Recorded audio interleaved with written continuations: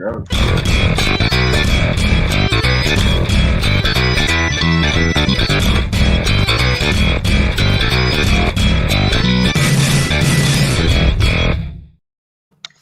Yes, and welcome to another episode of the 3inMidfield podcast.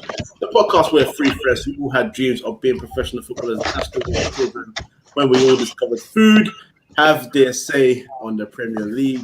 It's another one, and as I said in the tweet, in the next 2 weeks we are going to be analysing and going through each club, as many clubs as we can anyway in the Premier League, their seasons, if there's been progress, if there's not been progress. I use the word progress because a lot of Man United fans love to use the word progress to describe everything that's going on at United right now. They don't use the word trophies because none of them are getting collected right now. You know what I'm saying? So, joining me today, firstly, I'm going to say that United Team Talk will be joining us later on in the show, and I'll be happy to have them on. But right now, we are joined by some very, very special guests. And this is actually kind of gassing me because only once have I really had another... maybe let's say guests from overseas, you know what I'm saying? It's only been once, you know what I'm saying? And this is a special one for me because not only is this 4 special guys, it's also a wonderful platform now joining the 3inMidfield tonight. So I want to welcome onto the platform Raw Football Talk. How you doing, guys? Who's first, actually? He's going to introduce himself first. Let's go, Pop. My Ghanaian brother, you know what I'm saying? Coach John quite a bit, you know what I'm saying? Yes, sir. Hey, man, thank you for having us, bro. And I'm Quad, man, from, Raw Football Talk, United fan, proud United fan, But, hey, we're going to get into that later. We move, That's nice. And to your right of the screen, anyway, I hope I don't butcher this guy's name. So if I say it. That's pressure. Don't be doing that. Burak. Yes, sir. You got Baruch. Oh, Baruch. Spurs fan, Spurs fan in the building. One of a few. You know what I'm saying? Got a rep. You know what I'm saying? Proudly. You know what I'm saying? It was a right season, but we still here. We still here. He says proudly, and he has a Galatasaray jersey on. That's proud. Yes, and that is the voice of. Introduce yourself, my bro. Yes, sir. Voice of Raw Football Talk, host of Raw Football Talk. My name is Big. Thank you, Kojo and everybody, 3inMidfield, for having us on. And my favorite roller coaster ride is Manchester United. I like that. And finally, last but definitely not least, wait, am I going to call you Pappy? Because go ahead and call me Richie, man. What are you saying, bro? I say I go by the name Richie, and I'm from I'm repping the north side of London, Arsenal, so you already know. Well, I can't lie, North London's been kind of worse right now, but we'll get there. It's peak right now. Don't worry, we got some smoke for you guys, but let's start first with the so-called biggest club in the UK. Manchester United, so-called. It doesn't feel like that right now, and I'm a Man United fan, so that is very, very hard for me to say. But let's start with Manchester United Football Club, and you know what? Let's just go straight for the neck. Ole Gunnar Solskjaer. Let's just go straight for the manager. I want to know how random are feeling about him, whether they're happy about the season, what he's been doing. Quab is ready rubbing his eyes. I don't know if that's pain. All right, Quab, you go first, man. So Ole Gunnar Solskjaer. Firstly, are you satisfied with the job he's done this season? I've been on his neck since day one. Like, you can ask these guys, like, the dude, one thing I like about him is I like the togetherness he brings to the players and the morale he brings to players. But, man, fuck that. That's you in this football. No, straight up, football is a business. You know what I'm saying? Football is a business first. Like, people have to realize that. And in business, we need results, So it's like the man is not giving us the results we need. He's been there for how many years? Like what? 4? Third season now, yeah. Yeah, 2.5. Yes, like 2.5 seasons, and you've not brought us no trophy. This guy have lost. He's lost what? I think 4 or 5 finals. And me. I understand that, he's a club legend, blah, blah, blah. No. First of all... But I have a question for you, though. So, as far as Ole goes, like, what's your issue with him? Like, what do you think he's doing wrong? My issue with him is, first of all, his tactics are not right. it doesn't seem like he's the one coaching the players. It's like free flowing football. Everybody, it's like the players are just get on the field and do their own thing. You know what I'm saying? So it's like if Bruno is not being Bruno, then we fucked. Because, but I don't know what everybody thinks. I don't see Bruno as a number 10. You know, I don't see Ole knowing how to use his players right. Bruno is not a number 10. I don't care what nobody says. What He's not was a your, number 10. where would you play him? I'll play him as an 8. How Okay. how he plays, he's a perfect 8. You know, because he's somebody who want to like move around and receive the ball. If you watch the Villarreal game, and I don't know if anybody remembers it, when the defender have the ball, you need somebody to come check in for the ball. Yeah. We never had that. So when like Lindelof had the ball, we had nobody in the middle to come check in for the ball. It was just open. And that's some shit I'm saying. When Bruno was in Sporting, Bruno rarely played as a number 10. He always played as a number 8. It was a 4-3-3, and he was playing off the right. You have someone like Van de Beek, who's very, very good as an number 10 and as a number 8, and he's good on the ball than Bruno. You know what I'm saying? So I'm like, yo, is Ole the one who's making all these tactics, or like is the players? Because it seems like he can't take Bruno off. When Bruno's coming off, it's like World War II. Nah, I'm not coming off. You know. So wait, Ole, I respect him that yo, this is what you've done, but bro, you gotta go. You know what I'm saying? We need somebody who just like knows his tactics, knows that yo, this is how we play. Like every day, every hour, everyone knows how Guardiola it plays. You know, in game tactics we like. You know what I'm saying? It's not like, oh, we always have to go down before we come up. Man, that shit is dead. For real, that shit's dead, man. You know what I'm saying? Just like LeBron James and the Lakers. Yeah, Oh no. that shit dead, man. Like, you know what I'm saying? Like, John is dead. So it's like, wait, Ole, he's not good enough. You know, I don't think he knows what he's doing. Just wanna ask you quickly before I move on to our other United fan about the Bruno situation, because I don't know how it is for you guys watching the game over here. People tend to love stats more than anything. I think that's kind of taken away from the basketball side of things. But when people analyze basketball and the statistics, it's logical. For me, it's a lot more logical, and in the way they use it. Over here, people drop numbers, and that explains the whole game, and that's not how it is. I'll bring that question to you, because Bruno Fernandes has got a lot of goals and assists this season, playing in the position that he has under Ole. So, would you take that chance in dropping him back, or would you not think we should try and maybe recruit someone that can play that role, so he has more of a free role going forward? I would. Okay, look. I would take. So, look at this. One thing.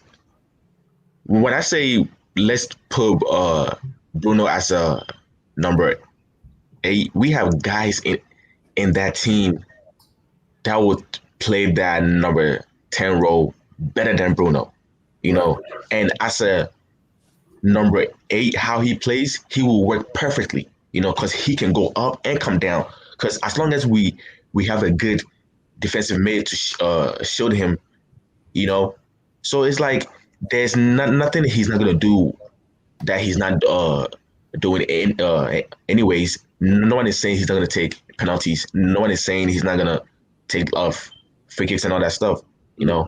So it's like you're still gonna be doing what you're doing, but as the number 10 role, bro, you're not that good at it. And like we live in a world that is just very stat pattern. Everybody see he scored 20 goals, gave 10 assists. Oh shit, he's so good. Nah, bro, watch the game. Watch how he plays. Yeah. You know, sometimes he's shit. You know, he can't even get, and it's like, yo, the dude is now, we are giving him, like, we are too overrating him, you know. And like, I like him. I like how he plays. I like the spirit he brings to the team, but I don't think he has the right coach. If he has the right coach, I'm telling you, he's gonna bang goals and assists. You know, if he has the right tactician to put him in the right places. But unfortunately, we don't have like the right coach. Yeah. You reckon if we get a better coach, then his numbers will even get even better. Hell yeah, way better. All right, well, let's pose that question. Firstly, time to get off that roller coaster. That's the season's done. Yeah, roller coaster. We don't want that no more. We're down to earth. It's summertime. Sun is shining. We're feeling good. Do you echo the sentiments about Ole Gunnar Solskjaer? Because he is always someone that splits opinion in the fan base, and even outside of the fan base as well. People are very unsure about whether this guy's good or not. So, before I'll go to North London very, very, very soon about their opinions on him. But how do you feel about Ole Gunnar Solskjaer? I mean, honestly, I would say I've been a patient fan of Ole Solskjaer as our manager, but I think now it's time to go. And I say these things because at first, whenever his job was on the line, he turned to prime Sir Alex Ferguson. He got the result, whether it's against City, whoever it was against PSG. His managerial status is questioned. We go out there and we kill it. We crush it. Whether it's him doing it or whether it's individualism, then depends on who you ask. But now I think it's time to go just because he hasn't been able to secure a trophy, and it's been 2.5 seasons. If you look at the managers before him, Jose Mourinho won a trophy, 3 trophies actually. I don't know if you want to count the Community Shield, but he won at least 2 domestic trophies in his first season and ended up getting sacked after the third one, the third season syndrome. Van Gaal, his last season, he left after giving us an FA Cup, and that was the first trophy that we won post Sir Alex Ferguson. Ole, on the other hand, he's been in plenty semifinals. He lost many semifinals, and now he gets over that semifinal hump against Roma. We conquer Rome. Rome wasn't built in a day. We conquer it.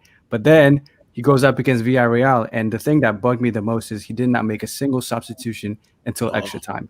Especially the way Marcus Rashford played that whole game. Marcus Rashford could have won us the final.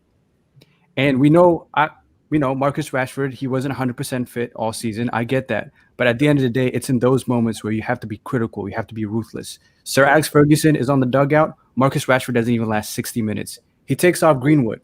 Why? If we were going to get that critical second goal, if it's not Cavani, it's coming from Greenwood. It's not coming from Rashford. Pogba was, he wasn't himself, I would say, the whole game. He wasn't, getting into those spaces. So it's not coming from Pogba. It's definitely not coming from Fred or McTominay. That's for sure. It's not coming from Wan-Bissaka or any of the defenders. Eric Bailly is out there, almost scoring an own goal with a bike kick, playing the Eric Bailly, bingo on Twitter, football Twitter. And so it was going to come from Mason Greenwood. And I say this not to take away any credit from Villarreal because they played their hearts out, especially their backline. But if anyone was going to get us that critical second goal, it was Mason Greenwood. And he took off Starboy, and then he kept Marcus Rashford. Nothing happened. And, well, at the end of the day, penalties are a lottery. But it's in those moments where you have to be crucial. And that could have been the moment where Ole announced himself in the world and say, hey, all the haters, everyone was saying, Ole out, Ole out. I'm here. I've got a Europa League trophy.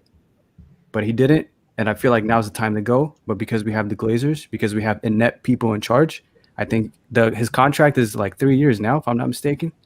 He's got a year left. The rumor is the contract. And that's bro, like, I won't say it's guaranteed. We don't know if it's going to happen. Man, you know they're about to give him a contract. Like that one is. Let's be real, man. Exactly. And so I say this to say, Kojo, I know you want us to get off that roller coaster, but we're going to be in this ride for another 3 more seasons if he signs that contract. Man, I can't do it. Okay. I mean, there's also one thing to also think about Ole, if you think about it. As much as he's not like a decisive coach, and people sometimes refer him as a PE teacher. I think maybe with time he can get better, or he will eventually get better. Like maybe this is the stage where he's learning, the tricks and stuff like that. But I think eventually he will come good. You know what I'm saying? Well, so okay, we'll ask that question to you then, because you've got Senor Mikel Arteta. And my co-host does not want anything to do with Arteta whatsoever. So when you compare the two managers, firstly, are you satisfied? Would you be satisfied if you were a United fan with what Ole's doing, considering second place, a final with a team that, in my opinion anyway, isn't that good? And then compare it to Arteta. I know you guys didn't finish in a high position, but are you kind of comfortable with the job that he's doing at your club?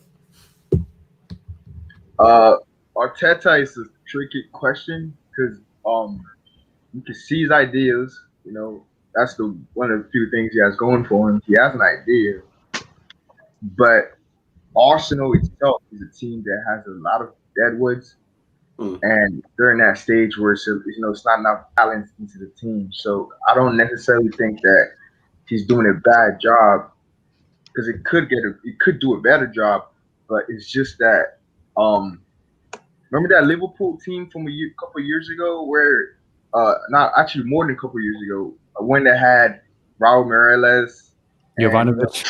The good days. Yep. Good Good days, yeah.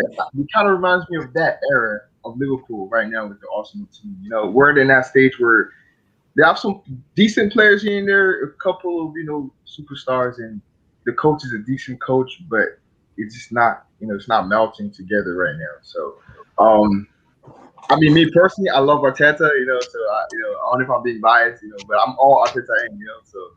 It's gonna be a sad years for y'all. So then with Ole, you compare Arteta to Ole. Do you think Man United fans are overreacting? That's the best question to ask you. Do you think they overreact when it comes to Ole on social? No, not really, because United has been a team with a lot of prestige. They have a lot of history, and if you compare, they're not really overreacting. They're just pretty much comparing Ole to past managers who was there. Like how Bicker mentioned earlier. Look at what Mourinho's done with the team that he had at the time, and still, even with all this title that he won, he still ended up finishing second in the league against a very nice Manchester City team. So I don't necessarily think they're overreacting. Ole's a decent coach, but he's not a Manchester United caliber coach. He's not the one to take them to that next level. What level would you put him at? If you look at the Premier League, where would you think? What club would you put him at? What club would you think will be good for? Penalty Western, the Hammers. What's up? Don't disrespect David Moyes like that, man. Shout out David Moyes. Hey, David Moyes is an amazing coach, man. Manager of the season, in my opinion, honestly. It's kind of hard for me to admit that, because if it's for anyone that's ever listened to this podcast, from the day he joined my club, I was in severe pain. He was in shambles. I did not like him. I didn't even want him near the club. When I saw his name, David Moyes. I had high hopes for him. He had the Fergie endorsement, though. I think he was handpicked by Fergie. That's the thing. That was one of his. But that story. When people say that, I always think people forget about the main part of the story. It's like, when you go straight to the ending of the book, and it's like, this guy came in. In between, he took Pep Guardiola to dinner, and Pep said, "I'm ready to buy him." Then he called Jose Mourinho. Mourinho cried about it, saying, "Well, I've just said to Chelsea, so what the hell are you doing calling me now? Like, why now?" He asked Carlo Ancelotti. Ancelotti just told him, "Listen, I'm at Real Madrid. Don't even bother asking me about Man United." Jurgen Klopp said he would only go to Liverpool anyway, which he eventually did. He asked one more person. It's one more person he asked. I always forget the last person's name, but I know he asked because it's in the book. But then, even that said, with all the managers in world football, how did he end up at Everton? This is it. Well, actually, because they're Scottish, maybe. No. Moyes was having a very. Do you remember the time Moyes was having a very, very good season? Everton. Yeah. He was a very consistent coach. He was having a very good season, so everybody thought he was like the next up and coming. Like he was just like, Moyes is Moyes days. I'm like David Moyes. Hey. But my issue with that is if you are a manager that has won so much, and you're a club that's won so much, bringing a manager that hasn't won anything as a player or a manager is a dangerous move. That's like, look, I'm making up. I've got my coaching badges. I'm going up in the world, but I ain't done anything that Pep Guardiola's done. If he now leaves City and I apply for the job and they say, you know what, let's take this guy from East London, they're gonna be like, what the hell? This gonna be like, what the hell? Yeah. Him? What's Just he like, done? what's it called? Perlo at Juventus, you know? Same thing. That Now, one. possibly Raul at Real Madrid too. Possibly. Possibly. Yeah. I don't know what this trend is about. I don't know what that trend is about. But you know what? Damn. Speaking of managers, let's go all the way to the Tottenham Hotspurs / Galatasaray. People them. Ryan Mason. All right. So again, we will brush up on United quick, but I do want to get to your clubs as well. But let's go. I want to actually ask you about Pochettino first, actually, before we go back to United. Yes, I was hoping you would ask, man. Yeah, because you've been linked with him again. There's rumors that Yeah. they've triggered his contract, so extension, so now 2023, which means you'd have to potentially pay more. But regardless of all that, would you actually take him back? Honestly, I would, man. I would at this point. I think I was okay with him leaving because it almost seemed like he clocked out way before we fired him. You know, you could tell he wasn't choosing the right teams. You could tell he wasn't animated on the sidelines anymore. You know, his heart wasn't there no more. So I was okay with him leaving. But you know, after you see what's happened the last 2 years, I think I don't know, man. Pochettino was the right person, but we didn't back him enough. So I think if we back him this time around, which I don't know if they're willing to do that still, I would take him back. But I would need Levi just to be like, yo, no, you can do the tactics, you can do the coaching, you can do the transfers. If that happens, then I think we can have a solid season. And if Kane stays too, but I don't know. I'm okay with Kane leaving too because I think he's just done too much for us. You know. Where do you think would be his best destination? Honestly, I would not like to see him in a United jersey or a Chelsea jersey. So it had to be City, man. I wouldn't. Okay. I want to know, but this is the thing. If he goes City, with how good they are already, do you not understand? Dominating for like 3 years if he goes. Is that what you want? Better than seeing him in United jersey, man. Come on, man. We don't have no beef with y'all. My thing It's not that. It would be him going backwards. You know what I'm saying? Hey, I feel like he deserves a team like Listen, if Kane drops in the United number 9, I'm telling you right now, hands on, yo, we winning the league. I'm telling you. Do y'all agree with that? No. Even with bro, listen, I'm telling you, if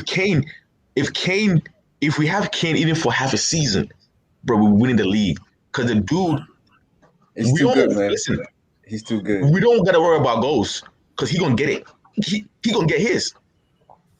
I hear that. But how do you feel about your team being in balance? Because the thing about Manchester, when I look at Manchester United, right, I don't look at them scoring goals as a problem. I see them not being balanced as a problem. Like the defense and the midfield, you know, I feel like that's you guys' weakness. And on the Especially defensive the center backs. yeah, on the defensive side, not the offensive side. So And think about how much money they would have to spend to get Kane and probably ignore the other, problems, The British tax and the United tax. Yeah, that one is true. But like me personally, I don't think we are gonna get him because, bro, he's gonna be overpriced. for sure. Yeah. And that's why I think he's probably not leaving this summer. He's to me, he's a United sort of player, but right now United don't have the squad for him to be there. Yeah, he's probably not leaving this summer. I think if Pochettino Kojo, we can't hear I you. think you're muted, bro. Oh, sorry, my bad. I muted my own mic and I just started talking. Sorry. Because this is what I was thinking. So, anyone, I've been in many group chats, and when this comes to Harry Kane, he's one of those players that I think if the opportunity is to get him, it's there to get him. You have to get him, regardless of whatever the situation is. A player of that quality, if he's available, do your best to try and get him. Yeah. But then on the other side, I have to go through my thought process and be like, the team that we're going to select to play behind him, would they supply him enough? Because apart from, he doesn't give Mata enough game time or even substitute time, whether he's old or not doesn't really bother me. He's still got the intelligence to play as a footballer. That's what I'm saying. You got 18-year-old Amad Diallo. I know he's 18, he's young, so I don't want to put pressure on him, but direct winger can go left to right, can both feed direct on the wing or cut inside. A bit more creativity in that side instead of having Rashford, who is predictable. He's unpredictable, but he's kind of predictable actually, but he's also unfit. So that's one side. You got Mason Greenwood, who was brought up as a striker, and you play him as a right winger. So naturally, he's still going to want to take shots anyway, rather than create. And then, apart from that, you got Daniel James. And when I said his name, the silence is kind of deafening. That kind of explains everything. So I'm thinking you've got that, and then behind him in midfield, yes, you have got Paul Pogba, you've got Bruno Fernandes. Past that, you got the people that call him the pastor, Fred. Wait a second, we're forgetting about the French Ronaldo. We're forgetting about Anthony Martial. Wait, what do you call him? The French who? Oh no! Wait! What? It's a joke between him and Juan Mata. I'll send you the video after this. Oh, okay. Juan Mata calls him the French Ronaldo. It's a joke, obviously. It's when he was in form and not. I can guarantee it definitely is a joke because he ain't no French anything. I mean, hey, I rate the dude though. Like he's very good. It's just that I don't know, man. It just he lost that, man. He lost something in him, but if we can break that out of him.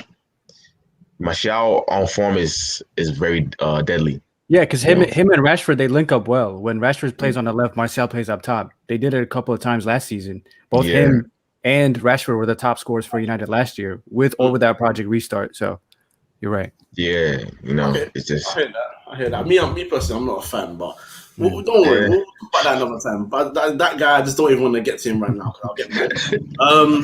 All right, let's head back to United quickly. All right, Kwab, I'll come back to you. Now, I want to show you this graphic. And I showed it to you earlier on. I want everyone to see this. Everyone see this clear on the screen.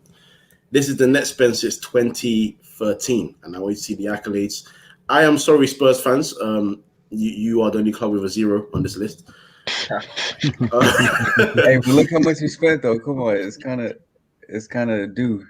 No, it's okay. I mean, if you spend 717, maybe you get 3 like us, which is kind of pathetic when you think about it. No, Spurs should have one though. They should have one. They have the Audi Cup. Yeah, the Audi Cup. I forgot about that. The one that made Lucas Moura cry. I love Lucas Moura. All right, but Man United have only got 3 major honours after spending £717 million.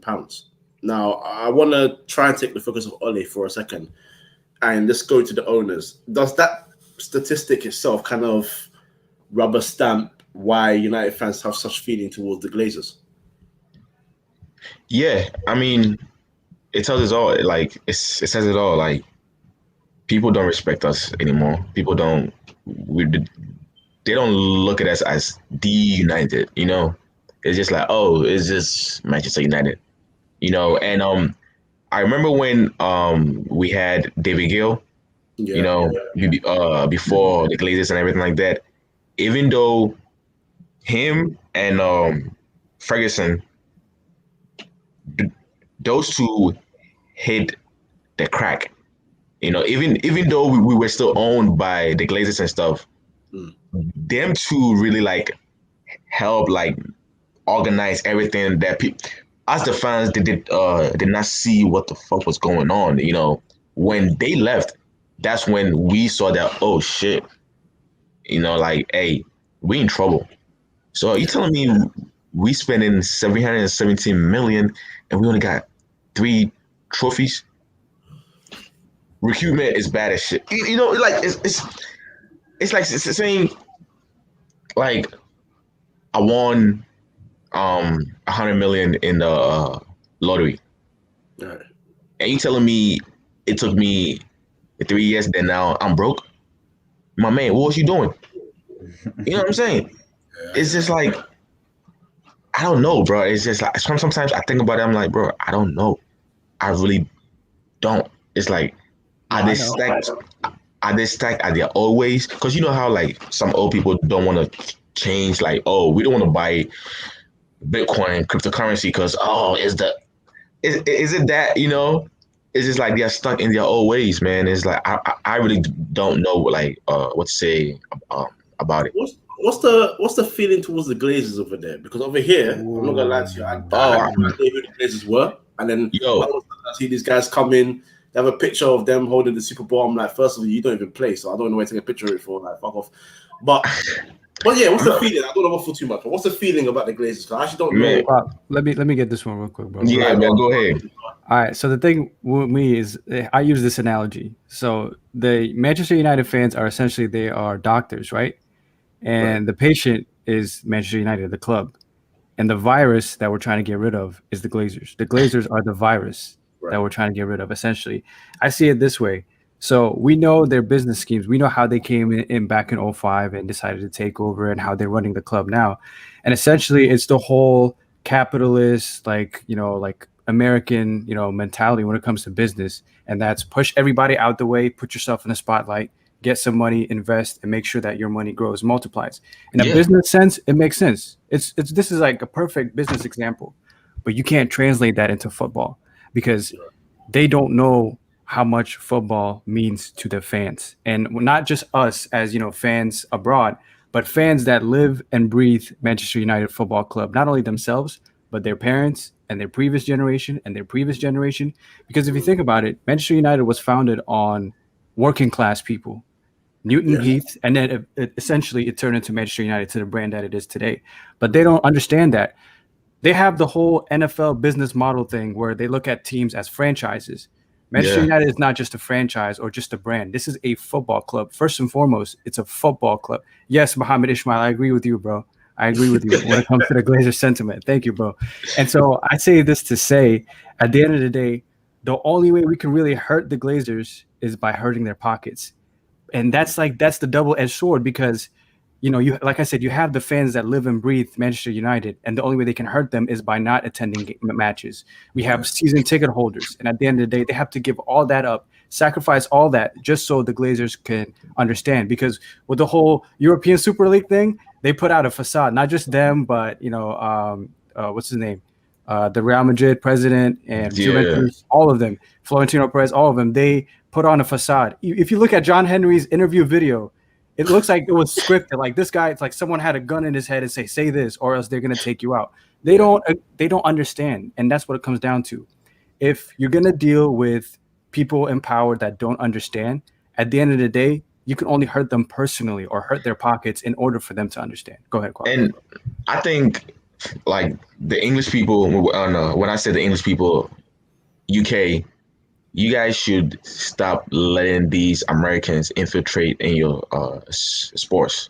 That's one thing that should be like, do not let no American buy any football club in England. Wait, Because Americans, how they think about sports, like how these NFL, NBA, MLB are over here. That's how they think about sports. There's no relegation. There's no all this, all that. You know what I'm saying? So they think about money, money, money. There's no love.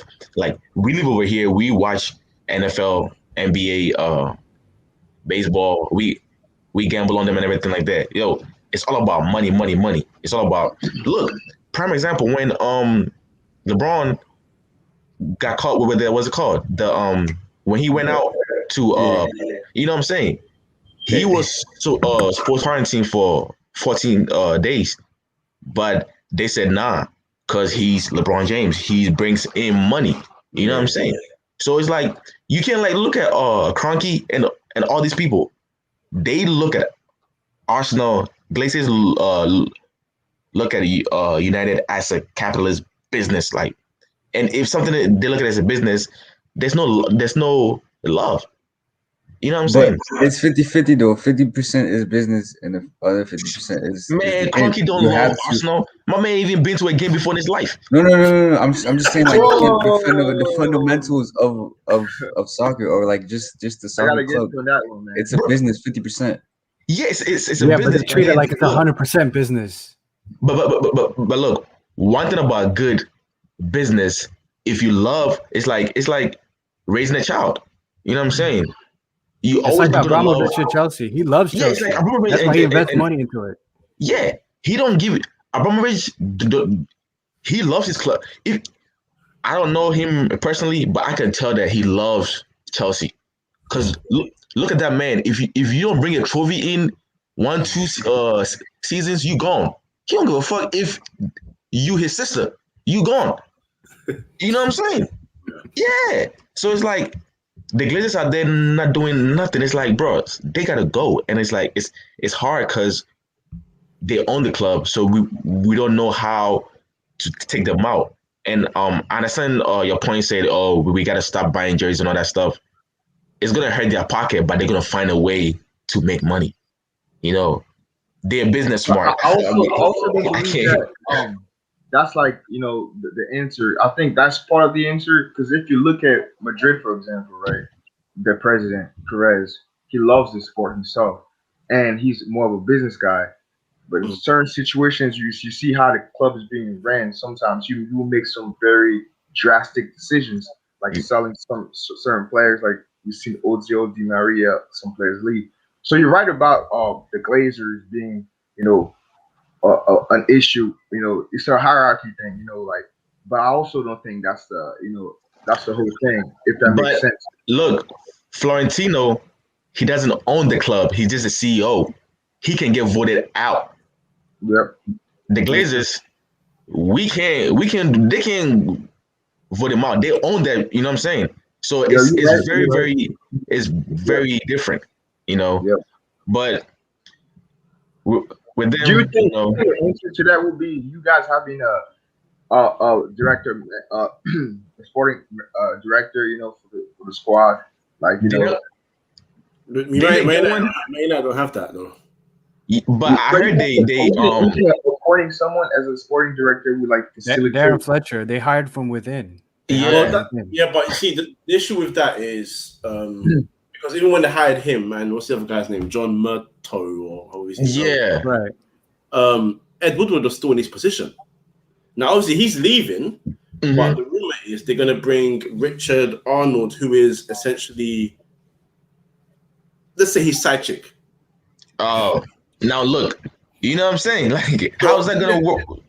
There's no Like, real change. It's all yeah. within. And I Exactly. think, for personally speaking, as a United fan, I've always said that if you look at our history, firstly it was British, and then through '99 we had like Steve McLaren, for example.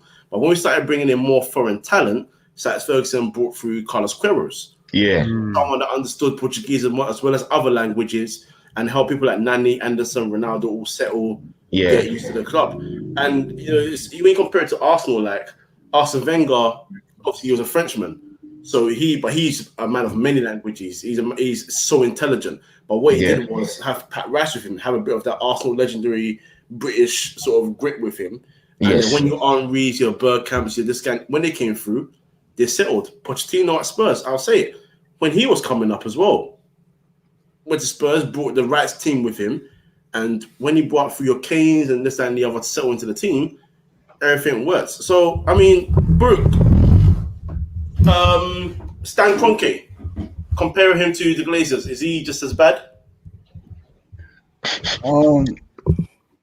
Honestly, you could say that because Arsenal doesn't bring in anything, and like their business model isn't as it doesn't have anything good about it, because at least with Levy, like you could say, oh, at least we don't lose money every year. It's a solid business model. It may not get in the trophies every year, but it's a solid business model. The But only thing Spurs makes more revenue on against Arsenal is the fact that they sell their players for very good valuable price.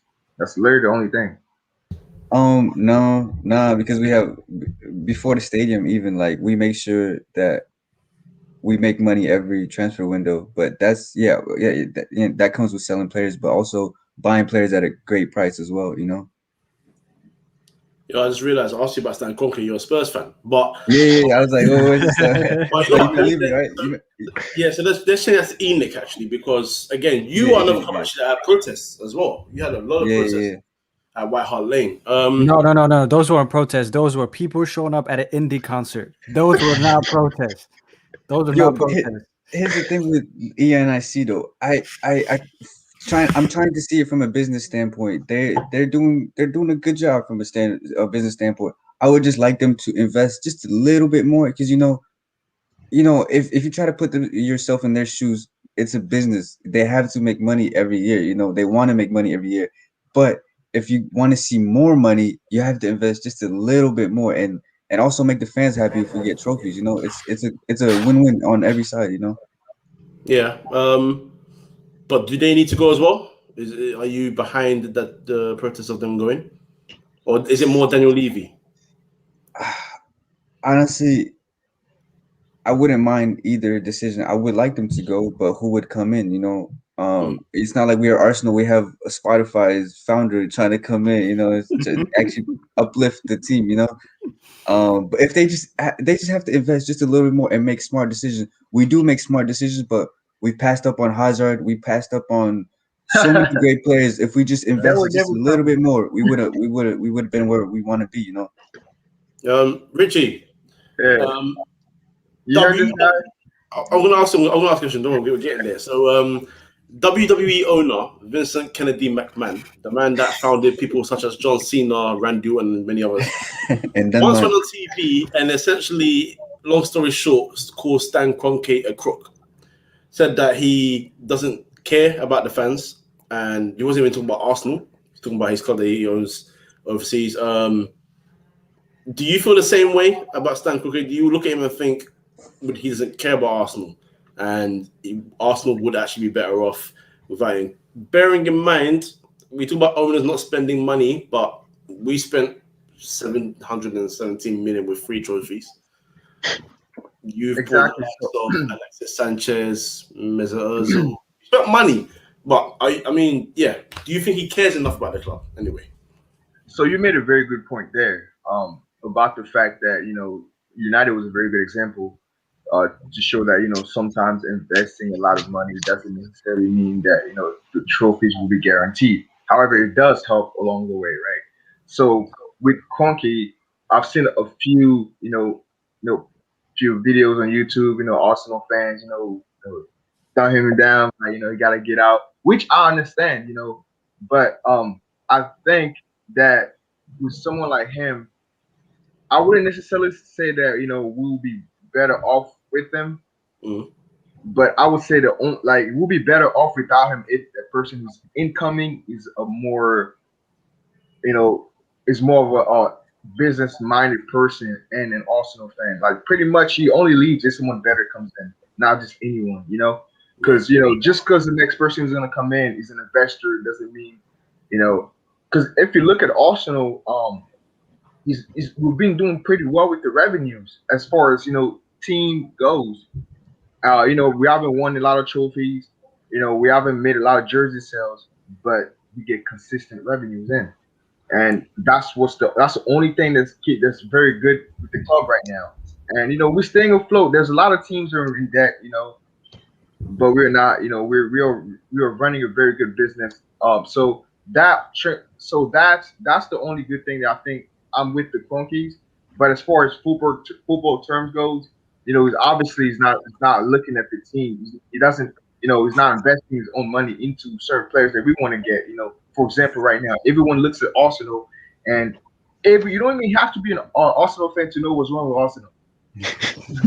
Like you see them play, you know what they're missing, and it's been like that for years and years. But guess what? They're not investing into those key areas. So I understand the frustration of people saying he doesn't care about the club, but I would say he only leaves if that Spotify guy's come in, man, because that guy looks like he's real deal. He looks like he's trying to just. He reminds me of that. He reminds me of that one guy that bought the Manchester City, man. What's the Prince of Saudi Arabia? What's that? Khaldoon, yeah. It's the same energy, So that's he's making the bid with Henry and what? Who else? Bergkamp and everything. And one more person, yeah. Yeah, that's great. Listen, Arsenal's gonna have Spotify on their shirts pretty soon. Spotify to every Arsenal fan. They're gonna have the Spotify ads at the freaking Emirates on the little Listen, freaking. if he doesn't buy the club, I will cancel my subscription because I'm not funding. I'm gonna go to Apple Music. Oh, yeah, There you exactly. go. Because the crazy thing is, that the Conkeys are serious about Arsenal because he asked them if they want to sell, and he said no, they don't need the money. So Maybe now he took that as disrespect. I don't know. Like, Thierry Henry, all the legends. Maybe, I don't know. yeah, I mean, no. To be honest, yeah, like, it's kind of like a double. Like, it's the way you look at it. It could be more of like a disrespect because if you're real passionate about the club, you feel a little iffy about another investor. Because at the end, if you look at it from that perspective, it's a random investor who's just trying to come in and buy another business, Yeah. and who knows what he's gonna do with it. So I understand that part, but we need the money as well. We don't need the money, but we need the investment into the players. Because right now. When was the last time you seen Arsenal spend 100 million in one transfer window? Trying to remember, Pepe. right? So you walk past it. No, it needs to be like maybe like in two transfer windows. If you do the whole add up, it's maybe around there. But But it's wait, I one- thought you guys won the last transfer window. You had the dance move for a party hard. We're gonna party hard. Yeah. hey, Willian is the biggest fraud I ever seen, yo. I don't even want to. I hate that guy with a passion. He came to Arsenal first game, 3 assists. We had I was over the moon for this guy. I'm like, damn, we got this guy for free. First game, 3 assists. After that, downhill. Hold on, I just realized something. Sorry, you were happy with the Willian signing. Yes, I was happy. You know why? One of the reasons why I'm happy about Willian because I'm looking at that squad. I said, okay, Arsenal has a lot of youngsters. I said, hey, no. Arsenal, we needed someone like Willian. Someone of that, not the quality, just the experience. He came from they're the opposite team, Chelsea, but he came from a team full of, at the time where he played there, he was around quality players. And he experienced some very good games, So when it came to Arsenal, I didn't expect him to do much as far as him being super world class. But I thought he'd be more of a squad player and pretty much give us more depth. Well, the reason I was holding my head is not because that you wanted him, it's because I'm so upset that my co-host isn't here because if he was here, he would have berated you for saying that. It would have been gold. You don't rate Willian? Me personally. Nah, I think that was a stinker. Think about it this way: would you rather have Willian or Martinelli? You wouldn't sign Willian for free if you had a chance. No, hell no, no chance. Damn.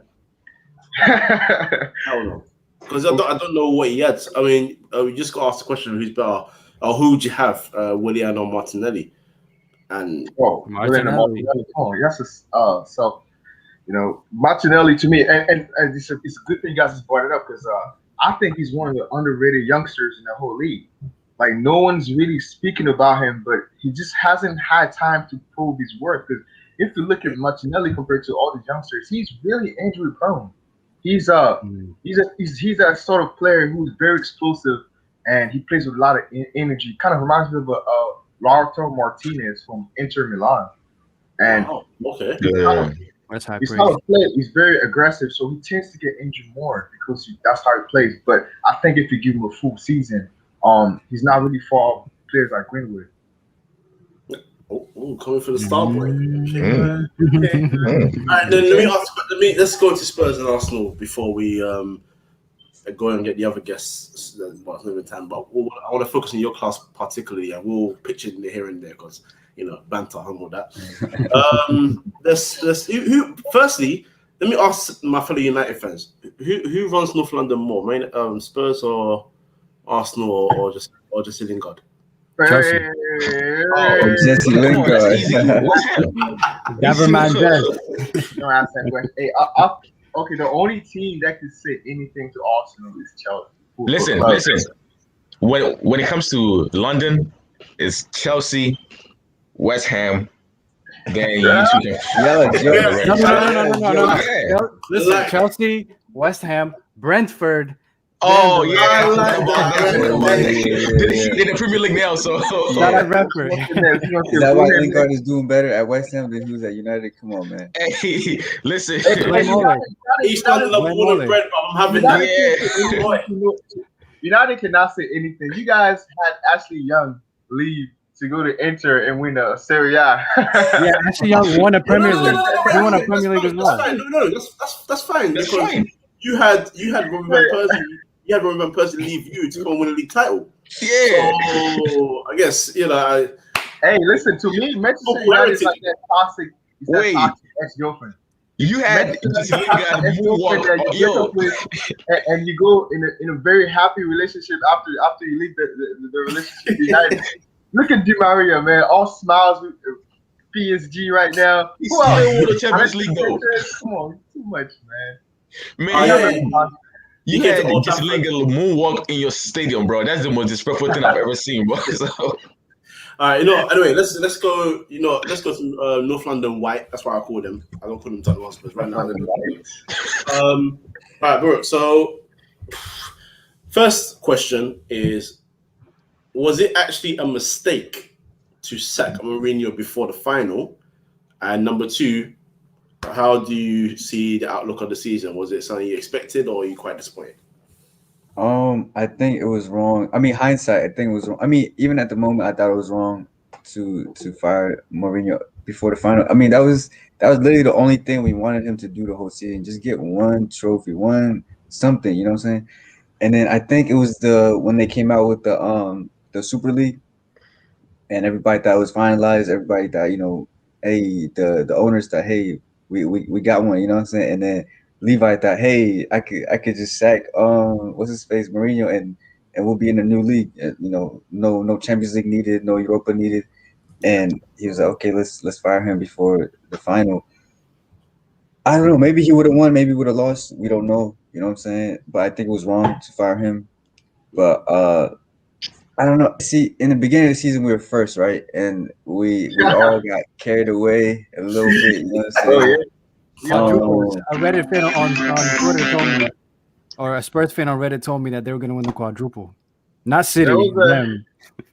in the very first month, because I played a fantasy league, right? I played a fantasy league, and in the very first month, when Harry Kane and Son were having that, honeymoon when they were assisting each other all along, man, you should have seen the Spurs fan, man. If only I could just somehow just bring the whole thing. They were all over their heads. Mourinho and But I they feel were like like, "Oh, Kane is winning the Golden Boot. He We're did. winning the league." it is. He did. I mean, he did. But all kinds of predictions. That were just talking nonsense. You should have Yo, seen them. we They were were like playing kids. well, though. They were like kids after an ice cream truck. But yo, hey, so I think we were playing well, and I feel like if we could have sustained it, maybe even got some reinforcements in January, I think we could have. It was a good sign, we What do you think? What do you we think beat went wrong United then? 6-1. I know y'all remember that. What do you think? Where do you think you guys went wrong since he was a good start? Like when did this all go bad? I don't see. I don't know when. I forgot when things went downhill. I forgot what No, happened. things went south. You guys beat us 6-1, and then we went on an upward hill. You guys went down. Can we not talk about that day, please? I mean, we'll talk about the aftermath. Very We'll talk about sad. what Yeah, happened after. I don't know, man.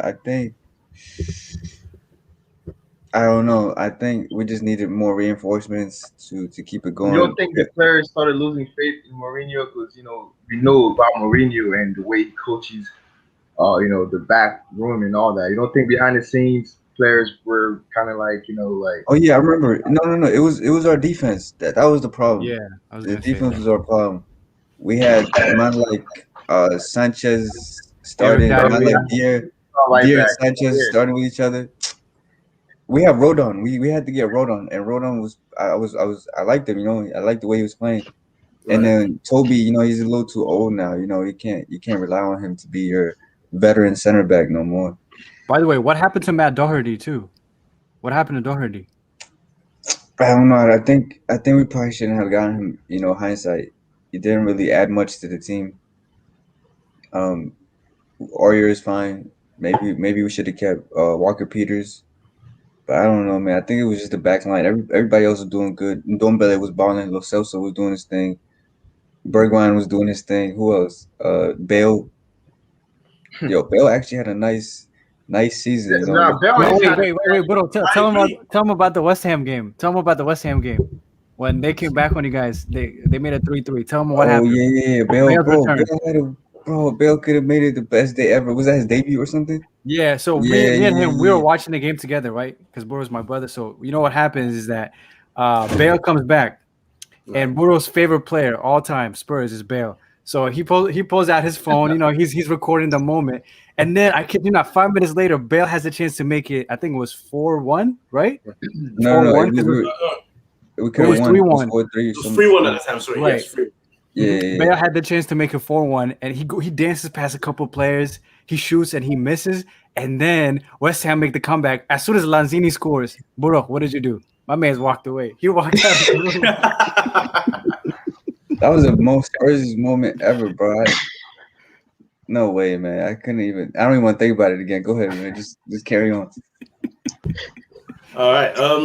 Let's go to the other side of North London, the red side, before we finish off. My favorite club outside of Man United. I call it my favorite club because they provide me with many banterous moments over the years where if I've been feeling down, all I have to do is go to Arsenal videos, AFTV, Arsenal AFTV. highlights, Arsenal fan TV, shout out Robbie and the crew, but Arsenal fan TV, and have a little laugh and a giggle. So Richie, aka Papi, that's the second and only time I'm gonna call you that. Are you number one? Are you okay with the job Arteta's done? And number two, has your club? What do you think they've achieved? Is it underachieved this season, overachieved, or do you think, considering how the squad is, that's where you would be? That's a very good question. Because I never really thought about whether we overachieved or underachieved this year. Mm-hmm. But see, my theory about Arteta is right. You put Arteta in the Barcelona team to coach them, I think he would do a better job than he's in Arsenal, right? Like in theory, if Arteta were to coach Barcelona right now, he would do a better job than the current Barcelona coach, right? So um my idea with that is the fact that I believe that Arteta has done enough for us to believe in him, right? Because the signs are there. The players, some of the players underperform. If you were to ask me, so it's a little bit of both, right? Because Obama Yang didn't have the best year this year. Pepe was kind of hot and cold. Like some of the best players that we had, it was Lacazette. Lacazette was bailing Obama Yang for like a whole month at one point. He was scoring goals, just saving, like getting us out of trouble here and there. So it's a mixture of poor decisions and players not being on form as well. Because we was lacking the creative player for so long. Because when it falls Ozil out, and we had to settle for Ceballos and stuff like that. So Arsenal is an ongoing project. Believe that. I do believe in Arteta, and I think you give this guy like a whole. You give him the budget. That's number one, right? You give him the budget because now they made him the what is that title? They made him the full manager now. Like I guess now he's more than a coach. Like what's that title called? The head of Head coach, yeah. head coach. Yeah, he's in charge of the transfers and above other things, right? So that's a very good title to give him because he's the type of coach that he needs to be hands on and similar to Pep, he needs to know the players you want to bring in and who wants to leave out. And I'm very interested to see what we're gonna do this summer because now this is the summer where, to me, this is a crucial summer for Arteta's manager career at Arsenal. Because now we have, after what happened this year, we're not playing in Europe next year, right? So that gives us cushion to really sit back and have a very, very good summer and find out who needs to go and who needs to come back. So we need an overhaul, if you were to ask me. We have players like Warlock who went to Newcastle and did very well over there. If you ask me, I don't want Warlock at Arsenal. I think what he did with Newcastle is amazing. I want him. I love what he did. He raised his value. Now he comes back. We sell him for 30 million. Like and we gotta get. We have to. we have to stop settling for players like Nketiah, and we have to stop settling for players like that, man. Like, Yo, and I'm looking at players like if he's not even bro.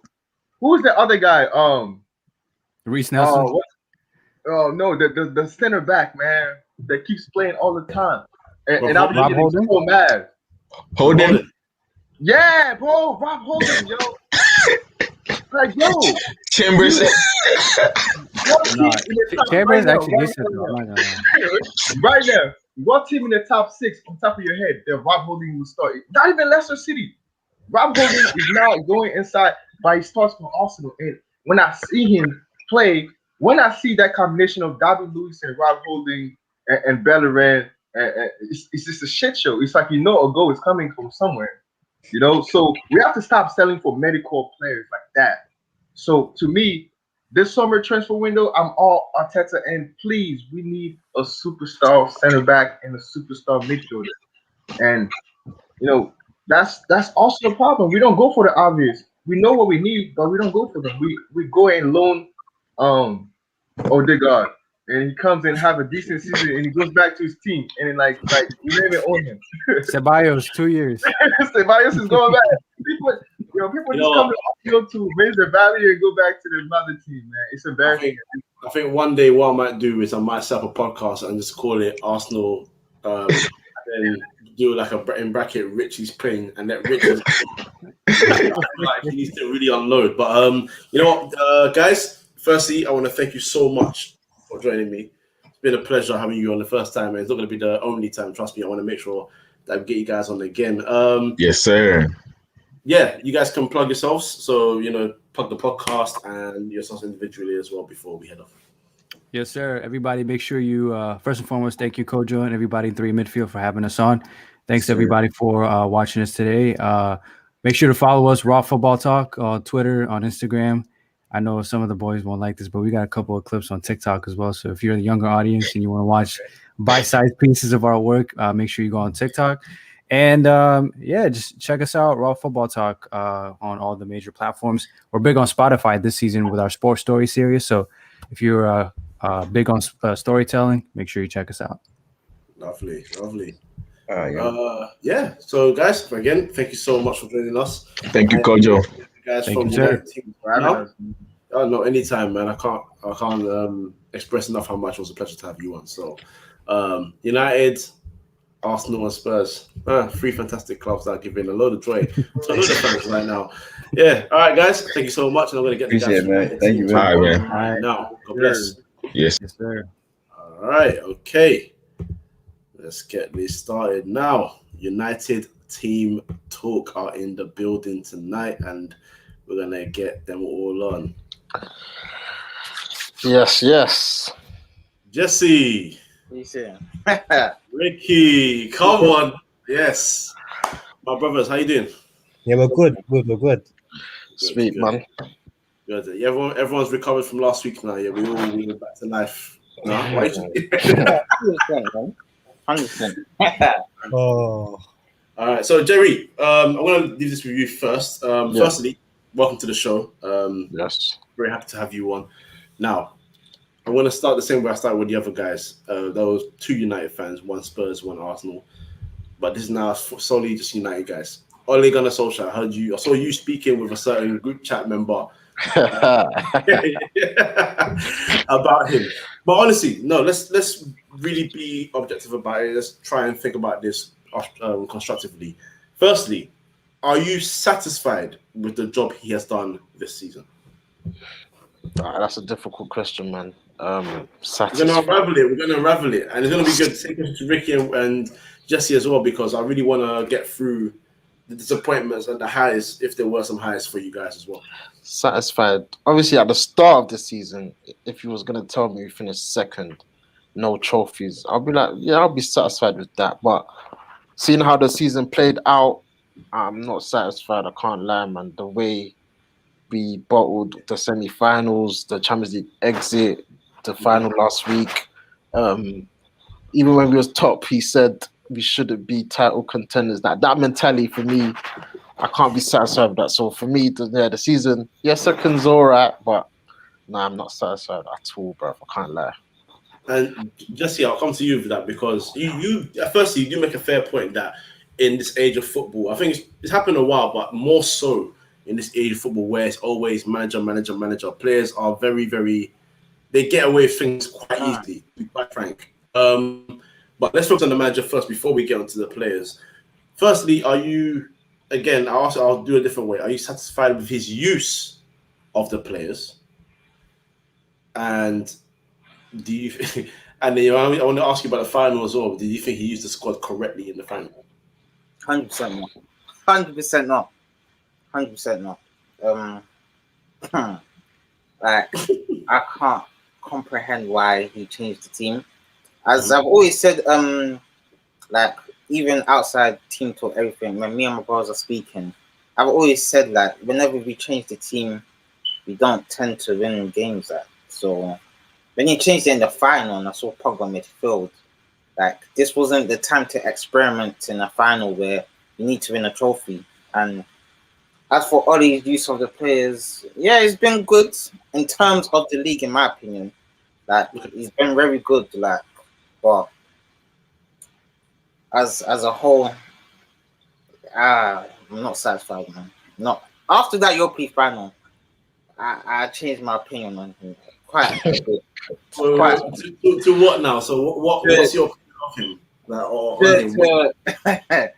To Just say it, man. Stop wasting time, bro. What the hell?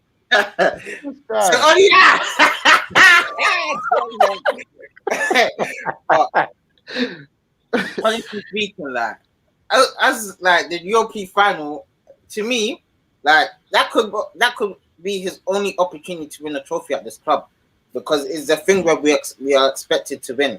Next season, we ain't expected to win no trophies. We're not favourites to win anything next season. Yeah. So that was an easy option for him to win a trophy as a manager for Man United, but he didn't seem to be passionate about it. He seemed like it was another game, so he flopped it there, and yeah. I hear that. Ricky. Yo, man. Considering what those two have said, now, when you've considered the season again, so what, that's semi-final, quarter-final, final, and second place, has he given you any sort of conviction that he's going to be the man to take United over any line in any competition? Yeah, firstly, Jesse, welcome to the dark side, man. And this guy's a fraud, man, I swear. Like, for Ollie, obviously he's done a good job for Ollie, but for United, it's not good enough. It's not good enough at all. He's not gonna take us over the line. And considering how many managers, top class managers are available this summer, United needs to, pull their finger out and bring someone in. Don't give him a new contract. You need a change, man. Who you looking at? Who's your... Well, the last 3 Champions League winners are all German managers, bro. So if it's not a German, I'm not driving the whip. Good point. Cool. Wait, hold on. Wait, Tuchel, Klopp. Who am I forgetting? Who's the third one? Flick. Oh, Flick, of course. Yes. Now, I may come as like a bad person in terms of Jerry and Rick. After the European final, I've had days to reflect on how Ollie is as a manager, and I'm just deep in it. Like, what I'm about to say is, Jerry and Rick are gonna be like, "Yeah, you're for this, that, everything, this, that." No, Jerry, just change your mind, man. I don't mind. I'm not changing my mind. Jerry's the number one with changing his mind all the time. Anyway, shut up. This guy. To me, it's him with the players, man. It's him with the players. It's the way he manages the team, and that's not a man. To me, I don't see a manager that knows what he's doing completely. Like the coaching, the tactics. I don't know where it is, because we don't. How we always having this feeling of what Man United is going to turn up. That should never be the case, in my opinion. As a Manchester United football club, and we don't know which team's going to turn up, how we're going to play. It's just always iffy, in my opinion. And that's vibes. I've been saying this for time. Like this team is all about vibes, sentiment, all of that good individual brilliance. Like, come on, bro. That's Rick. You said German manager. Who's German? That's available right now. No, I don't know. You know, So how could you say that if there's no one available? I don't really know. I don't really know. But Flick's Poch. at the national team. I think we could get Poch now. I think we could get Poch. He's not German. You want to pay out? You want to pay out the? You want to pay out the fee? You want to pay the fee to get him? He's only got a year left on his contract now. That's true. With an optional year added on. Does that make sense? So the payout's not going to be that much. Only ain't got the pedigree. That's what it is. He ain't got the. They're not fair. Like, they don't have no fear towards him. I don't think it's that. It's nothing to do with pedigree because neither did Hansi Flick at Bayern Munich. Just due to not even just that. Like, but like he's not a coach. Like he's not tactically astute. I don't know. I just don't understand this. This is funny because how many Jesse, how many conversations have we had this whole season that you're just repeating what we've been saying? It's gonna come like a thing like because Jesse, I know you all this time you've been back at Oli. This ain't the real Jesse. Like Jackson's got you brainwashed. Obviously, he couldn't join us today because he was occupied, but he brainwashed you like, bro, I've been telling you this guy. No, Jerry, listen. Okay. Now that your final has done, now that he lost that's what changed my man. Not because of the whole season. Obviously, mind you, we all know this. He's knew everything there. But if he had won that trophy, that would have given me some sort of belief that he can get over the line over things. Just a little bit though. Not just a little bit, but it's a start because it's not start, bro. He's been there 3 years. Man. Jerry, let me lie. First season, cool. I'll give him the blind. We finished third, semi-finals, cool. Okay, that's your first full season, cool. I'll give you that. If we had won the Europa League second, obviously we should have even been in Europa League, but we're in there and we won the trophy, so fair enough. Like the process is there's an improvement. There's an improvement there. But now that you've lost this final to Villarreal, that finished 7th, we even beat Real Sociedad during that run, Granada. Real Sociedad are even above Villarreal, so it's even more embarrassing. So now that you lost that final, and to me, it didn't seem like he wanted to really win that final because every single United fan knew that De Gea was not saving a penalty. Like everyone knew that even when he took the penalty, I knew he was gonna miss. Jesse, I disagree, man. I disagree. I think he wanted to win. It's that his way of making his team stronger is having the game changers all on the pitch at the same time. That's the issue. I understand he wanted to win, but I'm saying in terms of like during the game, like as Jerry said to me so many times, it's true. Why was there no subs? Why was I'm just trying to say to you, bro. Like when I saw the lineup, we had like a preview. I said to you guys, like you need a game changer on the bench. If he's not going well, you need someone that you can trust that's going to change the game, give them something else they have to worry about. You know, change the dynamic of the game. We had all of our attackers on the pitch. That's the problem. Oli should just stuck. No, he should have just stuck. Ricky, do you look at the bench and the bench? Normally we either have Pogba or Greenwood on the bench. Yeah. They don't normally all play. It's normally like front. We have the two in midfield: Fred, McTominay, Pogba on the left, Bruno through the middle. You know, Rashi on the right, Cavani up top. You have Greenwood on the bench to come on. But all of them on the pitch. Oli doesn't trust the rest of them. I don't blame him. He has to have the blame though, because you're the one. I don't blame him for not trusting the rest of them. I blame him for starting all 4 of them. I mean, all five of them. So I blame him for. No, but then 5 of them. Yeah. Then 70th minute, he could have bring on Greenwood. Greenwood gets a goal. Okay, but can I ask you the question? Because I understand what you're saying in terms of the lack of confidence in some of these players, but I'm thinking the way Villarreal set up, you could have afforded like his first sub, I can't remember his actual first sub. When did Daniel James come on the pitch? Yes, extra time, bro. Extra time. Okay. Well, right. This is the thing, yeah. Oli's not a coach. He doesn't develop players. No, okay, no. Can't say that. I can. He can motivate them, but doesn't develop them. That's different. Develop acumen, getting them better at doing certain traits on the pitch. Yeah, we know this. He's definitely not that guy. The only thing I've seen add in terms of traits and development is the shot through the legs for Greenwood. That's it. That is it. That is it. But this isn't for me. This isn't a question of development. Like, it's a question of like I feel like I would have forgiven him for this loss if, for example, in the 70th minute where Marcus Rashford is still kind of having like a disaster class. If you take him off and bring on, I don't know, Amad Diallo. I know he's 18 years old. It's one of them crazy ones, but you got to take these kind of chances. Sometimes be like, you know what, I need someone because he's direct. He can go left, he can go right. He's both-footed. He can beat a man if he wants. Then I know he's probably over the hill, but he's still intelligent. One matter, he's still got a bit of quality left inside those feet. You know, they're sitting deep. You need creators on the pitch, and your first proper sub was to take off. What do you think? Greenwood came off, right? Yeah. For Fred, and then Pogba came off for Daniel James. Bro. This is a development. This is No, the way it is, yeah. I agree. It's I agree with what you're saying. I think this is due to the certain managers like Klopp. Yeah, Klopp after his first 11, he doesn't really like turning to the rest of his squad.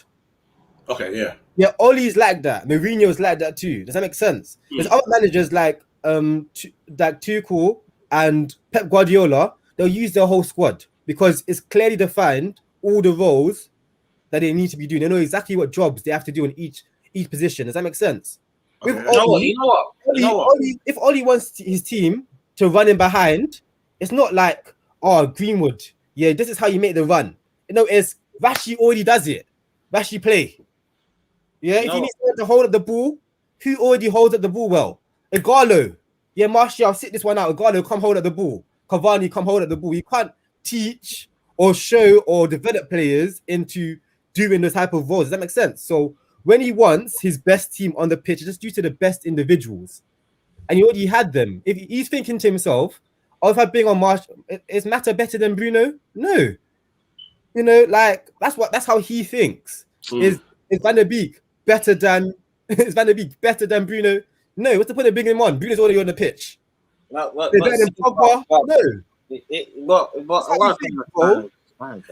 That's how we think. Just very stressed.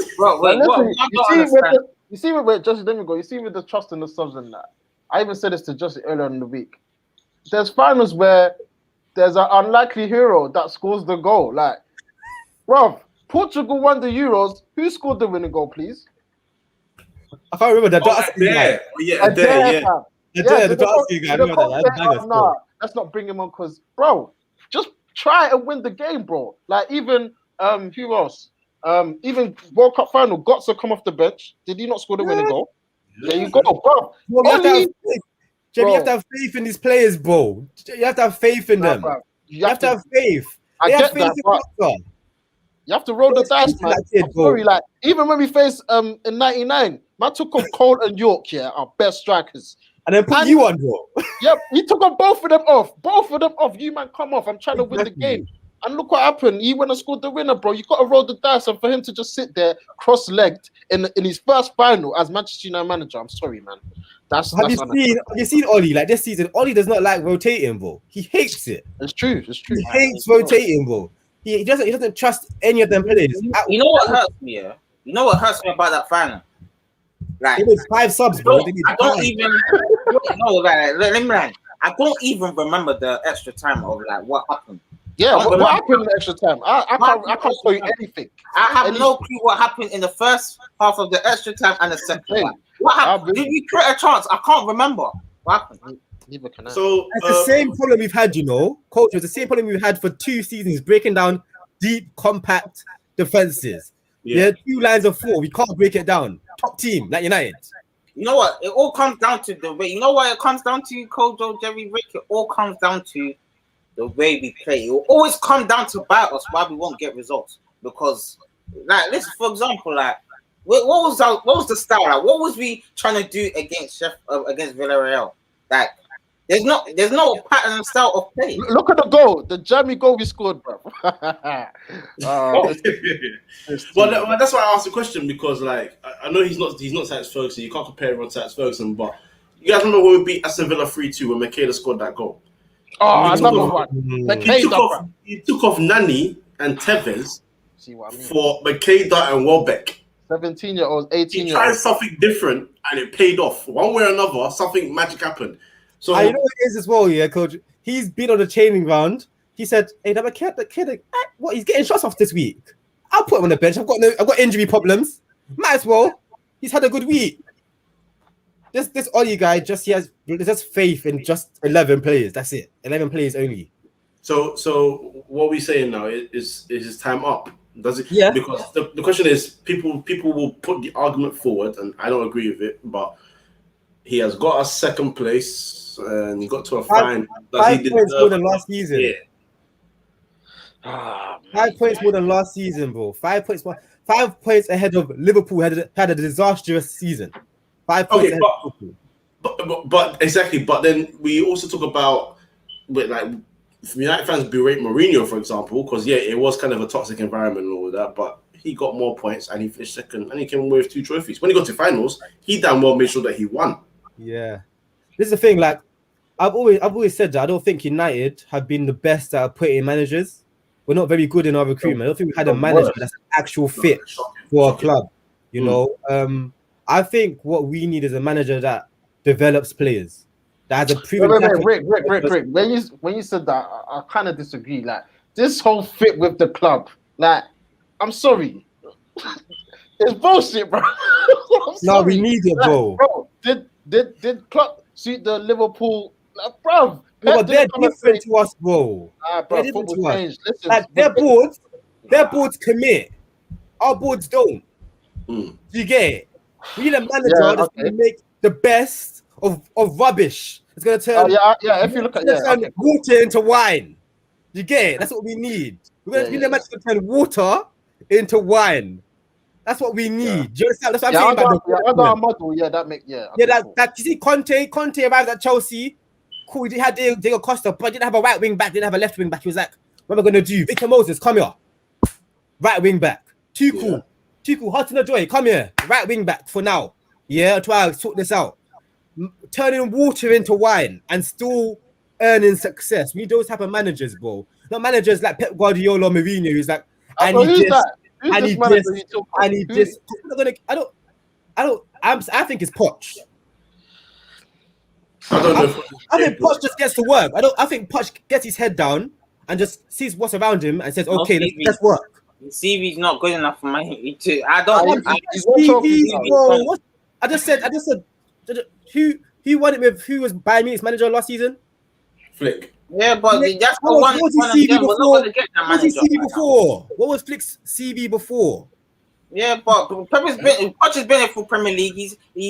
Poch's CV is better than Hamzy Flick before he took over Bayern Munich. Yeah, whether we like it or not, Bayern Munich currently are a bigger club. Wait, let me finish. Bayern Munich are currently a bigger club than United are. Currently. Yeah? And they can take Hamzy Flick. He was assistant manager and put him in the chair. He let the little man. How could Lil win the league? He's the one that broke that. He's the one that broke the record of them winning the league title. Now, was he not top of the league? Poch with that team. How could you not win the league with that team and you got knocked out of the Champions League? He hasn't. What? Wait. I'm so confused. I'm talking about Poch here with PSG. What did he do with PSG this season? I'm not talking about PSG. I'm talking about Tottenham, bro. I'm talking. No, but this is the Poch is qualified for United job. Wait. Can you confirm this? You don't think Poch is actually qualified for the United job? No, I'm not. He's not qualified. I'm not convinced that. No, I'm asking you if he's qualified. That's what I'm asking you. Do you think he's qualified for the United job? Yes or no? Of course. I mean, if David Moyes wants to leave, it's Listen. You see, Poch, he's the perfect, like Rick said, with our model. He's the perfect manager to get in with the restrictions of the transfer market. You guys are done, and you think he's having this nonsense? Nah, bro. Did you see the dance?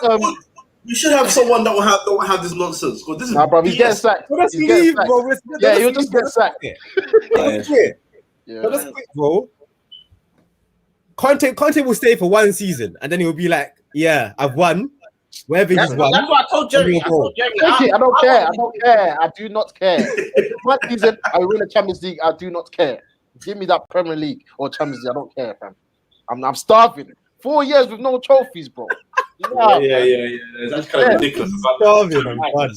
It's mad. Kind of ridiculous. Okay, all right. Let's go into the players now. Now, Hey. Oh boy! You know, I want to go from a different angle this time. Who has been, and this is a big question in the squad. Who has been the biggest underachiever? Who has let you down the most? De Gea. That's easy. De Gea. David De Gea. De Gea. Okay, go first. Man, Why De Gea? Explain that. Yeah, why De Gea? At the start of the season, he was doing an absolute nonsense, bro. The amount No, of mistakes. guys, wait.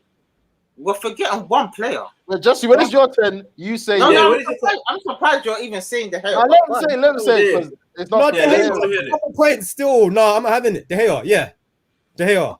Okay. Fair enough. He's That's fair enough. he earns how much? He's the top paid goalkeeper in Okay. world football, bro. Okay. Yeah. Like he's on what, 350k Yeah. or something like that. Yeah, that's what he is. Like, Yeah. Yes, that's he's one of the leaders of our dressing room. De Gea, like he's one of our biggest players. Yeah. I think he's been the biggest disappointment this season. I think so.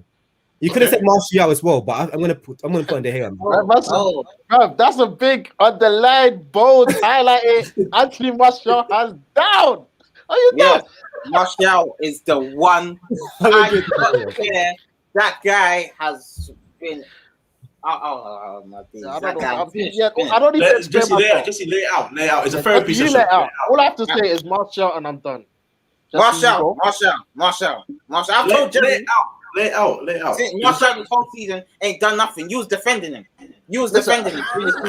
You were the player. Rick knows. Martial. I always said Martial. He's not a United player. No, He's not a United player, man. You guys are harsh, man. No mentality. No way of improving this game. I do not see it. I really do not see it. No, I think Martial's a quality player. Just that I don't think he has the mentality to be like a player of a top club. I don't think he has the mentality. Unless they already have world-class players and just the icing on the cake, I don't see him being a top player. His mentality is very on and off. Can I make a it might be a wild statement here, but I don't see this quality people talk about, you know. No, he's got quality, bro. Like he carries the ball. It's very Hazard-esque. What? With the 1-2s and that. No, he has it. Trust me. I see a little bit. He does. I said Hazard-esque. I didn't say the same. Okay. I'm gonna be careful with my words, bro. These guys have to be careful with these guys. Listen, To say he's not as aggressive. I'm a Martial fan. That's Yeah. not it. I was a Martial fan, massive Martial fan. Jerry, you know this. Martial fan. I was always Martial over Rashford all day, every day, yeah. But as much as I don't like Rashford's game like that, there's certain improvements I've seen over the years that he's been at United. Goals, assists, his game shooting, everything, yeah. With Martial, I don't see what he's improved on. I really don't. Like, always this shooting ability. I keep saying this finesse and shot shit. Why do you keep doing it? Let's talk about that, Jesse. Yeah, this season, yeah, this is where I was just like, Martial, I'm done with you. Yeah, the chances he's had and the quality of the finishes have been. It's like he's a centre back. I don't know what, like. Wow. I don't get it, like, because he's so good at curling the ball. Yeah, he's not even aiming for outside. He's not even going outside the post. He's going straight at the goalkeeper. Straight at the keeper. I remember the one against Burnley like 10 times this season, man. 10 times. It's too you much. see the one against Burnley, yeah. My goodness, I remember Cavani flicked it, and then it was like the ball was bouncing, and you're trying to curl it. Like, what are you doing? Just bang the shot, fam. Like, I don't. You know what? Yeah, you know what, Martial, bro. What game was it? He was playing strike, and it was Rashford and Luke Shaw on the left. And he went over there, and they were passing for like 5 minutes. I said, what are you doing there, please? Can you get in the box? Even the City game, but I know we won that game, but people are forgetting that miss he missed when it fell to him. 1v1. Oh, yeah. How are you missing that? How? Nah, man. I'm finessing shots. You know, this is why, because I always say this about him. Like, if I don't like talking about physicals, but if you talk about him physically, if he really was on this with his sort of like upper body strength and his speed, really and truly, if he wanted to just be a bulldozer striker and just go and bang goals, he could do it. Oh yeah. But apart from dribbling, which everyone seems to love in this 2021 year, I don't know what else this guy has. Link up play, because he has his back to goal and he passes it simple to someone else. That's not link up play. That's passing and they're not doing anything after. And then when it comes to the dribbling, even now, he's not even beating people like that. Real talk, I haven't seen him beat anyone convincingly in a while. And then he doesn't have any variety to his game. You're supposed to be a striker. You're supposed to bang goals. You don't make runs in behind. I've seen Juan Mata make more runs in behind than him this season alone. How many games has Juan Mata played this season for Man United Football Club? That's how much disappointment I have in him. I'll just say something. There's Martial and Rashford, they've been very similar in the way they have this so-called passion and the urgency and the pressing and, you know, the way they play, for example. Like Martial, when he was younger, as I've said this to Jerry and Rick before, when he was younger, he was more on it. Like first season, he was more on it, taking on players on the left wing, beating players, doing this, that. Even Rashford, he was more obviously come from academy, everything. He's more on it. He's pressing. He's doing this. He's doing that. Like he's fighting for the team. But now, I don't see that from Rashford or Martial. Even that Martial's one's even worse because that's not really in him, but he was trying. But now he's like done. Finished. Yeah. Like, he's not even trying. Like he's not even, as you said, he's not even beating players. Like I don't even think Martial is I don't think he's a number 9. Unfortunately, I don't think he's a number 9. I think he's a left winger. All of his qualities for me are those of a very, very, very good left winger, not a world-class one, but a very good left winger. When he plays up strike, I think like when he plays in strike, you're not gonna be able to like take people on as much. That's one of his best qualities. So I don't think he's a striker. I know he wants to be a striker, but I don't think he's a striker, unfortunately for him. So and another example is that obviously Rashford, he has more to his game. Like Rashford, he will, for example, you see that goal we scored against Aston Villa, Cavani's header, right? Yeah. Do you think Martial will ever cross the ball? Another example when Rashford assisted Cavani, I think it was against Everton, first goal. Remember, header. Do you think Martial ever cross the ball? Ain't crossing like that, man. He doesn't even cross the ball. I want to call yourself a winger. Nah, what is he? What is he like? You just want everything on a plate for you so you can finish shots. To me, all he is a Frenchman. I don't know what the hell he is, bro. I'm disappointed. I'm very disappointed because I even said he should be okay, not on the level of Mbappe, but I thought he was going to be the next Frenchman. Like, remember, he won that award for the young, the golden boy. I thought he will be, he will take us to the next level, like become a serious world-class player, one of the best. He was even on some FIFA 17 on the case thinking, listen, this guy will be a serious player. But his mentality and everything just let him down, man. He's got Ballon d'Or clause in his contract. Like, come on, man. That's one of the funniest clauses ever. That's what the problem as well is that he's not happy to be on the bench. That's gonna be a big problem for us. We're gonna make a loss probably if we sell him. I'll take the hit. Because he's underachieved. I'm not gonna lie to you. There's records on record. I've backed him as well. Back in last year, he was scoring goals. So I was like, oh, finally. But then this season, I was looking at him. I was just like, you haven't followed up. Even if you don't hit the same 20, I think 22 he scored last season. Even if you don't hit that, don't score 4 league goals. That's a joke. That's embarrassing. I'm sorry. That's poor. Where is he got a lot of chances? You know. I was thinking, why is Cavani not even starting? Like, give him a chance to start. He had many chances, and he look at that PSG. When he hit over the bar, remember? Listen. That's even that day. I said get Ole and him out. I said it's done. Both of them. Take him with you. Then go see the family in Norway with you. It's okay. I don't want to hear it right now. Just let him go and play golf like Carlos Tevez. Just go away. I don't want to see you here.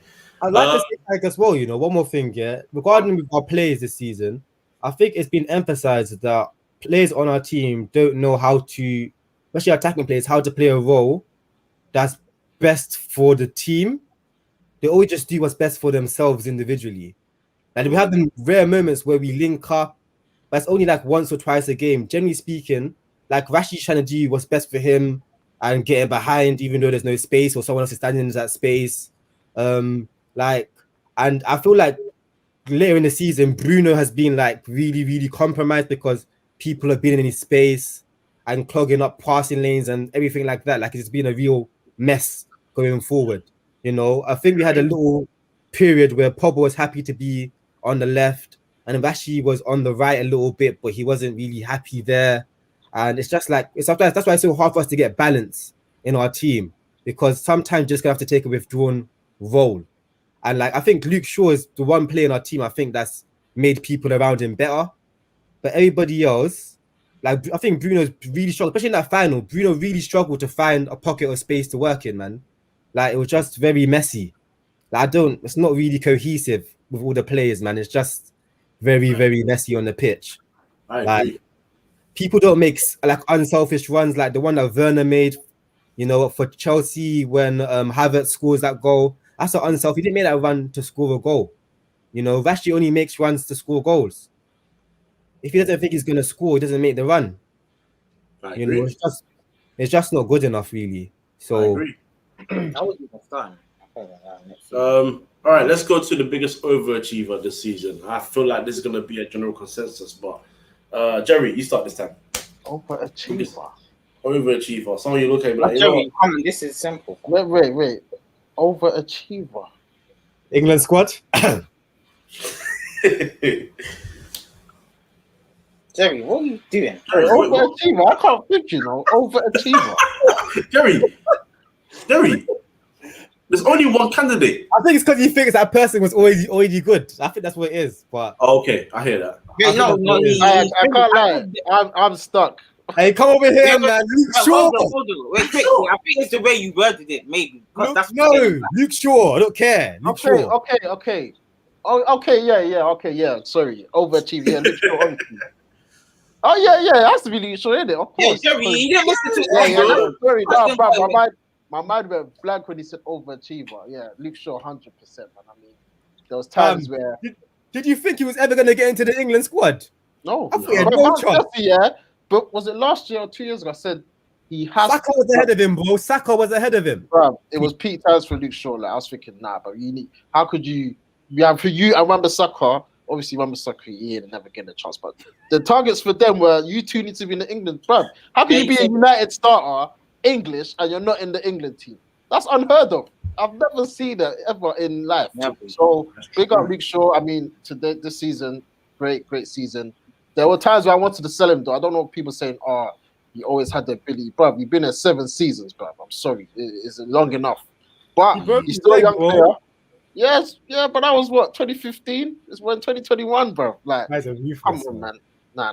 It's a long time. 6-7 years is enough. But obviously, we'll see next season because this year could be a fluky year, and then next year, well, he's back to what he was doing before. So I'm still gonna hold on. That's why Tellers is there.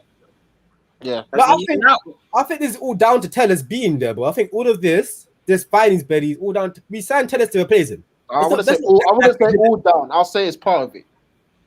I think it's a big part of it. I think it's the majority part of it. I say it's like 90%. Nah, that's maybe 60. You have to rate Oli, you know. Come on, this is where I have to replace him, bro. I get it, but you have to rate Oli as well because I've seen the interviews. Oli's has been a massive part in his turn in. Wait. Just think about it like this, Jerry. Yeah. There was a time when Oli was literally it was one game for sure, one game for Tellers. Remember? Yeah, that's what I said. Oli was like Luke Shaw's my number one. This is like Luke Shaw's performances warranted him being the number one. Yeah, but that's true. But that's what I said. You have to credit Oli for even bringing Tellers to do that. What he didn't bring Tellers. So is Oli responsible? Wait. Is Oli responsible for our transfer dealings? Because he is. I think he's not. But you still have to go. You still select the bro. Of course he's not. But you still have to select Tellers and show Luke Shaw. Listen, if you don't fix up, exactly. I'll give him that. Yeah, I'll give him that. That's 15%. Yeah, you have to credit him for that. There you go. 15%. We have to give some credit to this dead manager. Well, what do you think happened to Tellers? Let's talk about him quickly because I don't actually not think he's been terrible, but he hasn't been great. But if we go back to his first game, the PSG game when we won, he was actually very good in that game. You know what it is, yeah? I think he clocks that if him and Luke Shaw are the same level, because Luke Shaw is English, I think he just clocked. I think he's fed up. It happens a lot in Premier League football where players are but then one because one's English. Yeah. So what do you mean? What do you think is going to happen with him then? Do you think he stays another year? Do you think? Yeah, he's gonna stay a long time. He's gonna stay. I think he's gonna stay for a minute. I think we're gonna have him for another 2 seasons. But I think he just knows. 28, you know. I don't know, bro. He's not a young kid. I think we keep him to his 30. Yeah. Okay. All right. But I think he just knows how, no matter how well he plays, like if as long as Luke Shaw's playing well, he'll be number 2. He just knows. Like his fire's out. We actually watch him play, the way he's chewing his gum and that. No, but listen. I'm not gonna write him off because Luke Shaw is very capable of having another stinker, bro. Like pre-season, Tellers can just head down, working hard. It's not down to him though, is it? It's down to Luke Shaw having a stinker. That's the thing. Yeah, but what if he just does a madness, like, bro? All it takes is one game for the manager to say, "Right, like you done a 10 out of 10, you're in for the next game." Like, but tell him he has to take corners, he has to take free kicks. He's capable. No, he does. He does take free kicks. He does take penalties. Yeah. But in our team with the 11, he's not. Yeah, well, oh man. Wait. I just realized who takes our corners? Luke Shaw, bro. Yeah. Deep it. And then it's Bruno. Yeah. Tell him. It's Luke Shaw, then Bruno or Pogba. Okay, one thing I don't like about telling you. Before Bruno Fernandes. This team, man. I just don't understand, bro. Taylor's in really good defensively either as well. That's one thing I have. He made one amazing interception that last game of the season. He made one amazing interception, bro. Yeah, defensively, other guy was bad. He's actually not that good. You know what's crazy though? But I think even that PSG game, he's a wing back. Like we know left back, he's not that great. But wing back, I think obviously if Odi can adapt the formation sometimes. Well, that ain't happening. It's not happening. It's not happening. Maybe members because we were so tired of Luke Shaw's forward output. It wasn't good enough. Yeah, attacking. Yeah, sign Tellers because he wanted. I wouldn't even start Luke Shaw until he patterned up. Tellers was my left back, but yeah, now same. All right, now let's go to transfers. This should be fun. What is the priority? Because I know we always DM. Don't even finish the sentence. DM. Okay, go. Fred McTominay. They can't start next season. I'm not having it. No. Who's worse at the two? Who's the more droppable player? Probably Fred. Probably Fred. All right, guys, answer the question. Probably Fred. I said Fred. Probably Fred. Fred, really? Jesse? No, I'm saying from Ollie's perspective. Now, what's yours though? Your perspective. I would have played this season. I would have played Matic and Fred. That's what I would have played. So I like Fred's energy. I know he loses the ball a lot, but I like his energy. I think we need the dynamism in midfield. Yeah, but I'm not the manager. Ollie is, unfortunately. Yeah, so it's probably to replace Fred. Just see, we have Declan Rice and McTominay, some fridge double pivot, fam. Like, just what you saying. No, Fred is important because he does win a lot of second balls as well. A lot of interceptions. Wait, what's your position? Is DM as well, yeah? Yeah. What did you see the main priority? Yeah, priority, yeah. Yeah. What position? So not priorities, the main priority. Yeah. One. Oh, damn this. There's so many in it. All right. Let me do it better for you then. I can't lie. In my opinion. Go on. I think it's centre back. I'm sorry. I think it's centre. Well, because Lindelof. Centre backs are so rubbish. I'm being so real. I think it's centre. Personally, no, wait, hold on. I'm getting somewhere. Maybe I think like if you could put Matic, play Matic some games as well. Like I feel like Oli doesn't like wait, play Matic where? DM. Oh, I thought you were talking about centre back. Centre back, no. DM. But Oli doesn't like him. Oli's made his mind up though. Oli thinks Fred and Scott are better than him. But do you know he's very rubbish? I do not rate him at all. Lindelof is rubbish. I do not care what anyone says. That guy is not a centre back. He doesn't want to defend. I deeped it. Lindelof should be in a team where he doesn't need to defend. That is how bad he is.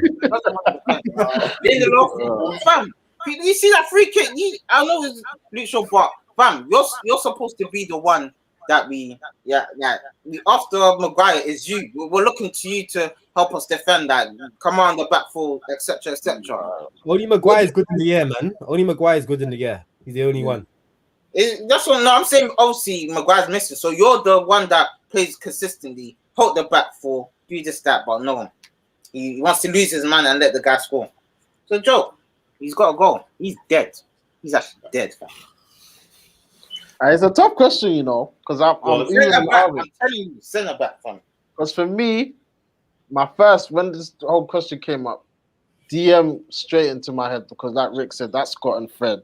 I cannot and I will not accept that for another season. I cannot. I mean, we've watched Kante for the last 4 seasons doing absolute madness. Like, look at the quality there is in that position, bro. Like, even like at Ren's better than these lot. Like, and he's 19. True. But like Justin said, that's centre back. Listen, we need a centre back because by him talking about he needs reassurances, bro. You're not even fit half the time, so allow that talk. Lindelof, I don't even need to talk about Lindelof. Yeah, I don't want us to get centre back that's a foil for Maguire. We need to get just a world class centre back. And whatever one of our back four that we have right now, to 4 centre backs we've got, whatever suits them the best. Bro, like you said, let's be realistic. Maguire is the guy. He's playing. So we're live, fam. Listen. What I'm saying is you can change the formation. Maybe we could change the formation up, but centre back is very key in football. Like your centre back needs to be really good. Back three or no, not back three. Like for example, midfield is kind of hard. Like you probably do need one DM, but as for centre back, the centre backs have to be very good. None of our centre backs are good. They're not good, fam. As much as Maguire, you could say this, that. He's had his flaws this season as well. Let's not forget the first home game against Palace and Tottenham. Come on, it's a joke. And you see with DM, I know he's not DM, but I really think we're missing a trick with Van der Beek. I really think he can play that position. I would like to see it. Maybe in a side that's possession orientated. Yeah, where everyone is comfortable on the ball. Yeah, like, and people understand, and the training and the manager knows what he's doing. Maybe in that type of team, like a Chelsea or something, he could do the Jorginho role. But for us, No, but I want to see it, man. I don't care. Like I need to see it. Set up. Oh God. Can't lie. I'm actually with Jesse. You know, I'll take a centre back because I was deep in it. Like, I was watching that game, the Villarreal game, and there was a lot of things that scared me in that game. But that one, that cross, from the free kick, I see 9 men in a line. I'm like, we're not one centre back here. Ojo, we had 60% possession. 60% possession. We had 60% possession. We had 2 shots on target in 120 minutes of football. We couldn't get the ball to Bruno, our best player. Why? You know. Actually, it's in my head. We're gonna discuss that game very soon. Actually, I'm not finished with that yet. I'm not happy. But centre back. You know why? Because Jerry's right. Maguire is the captain. He's gonna be that guy.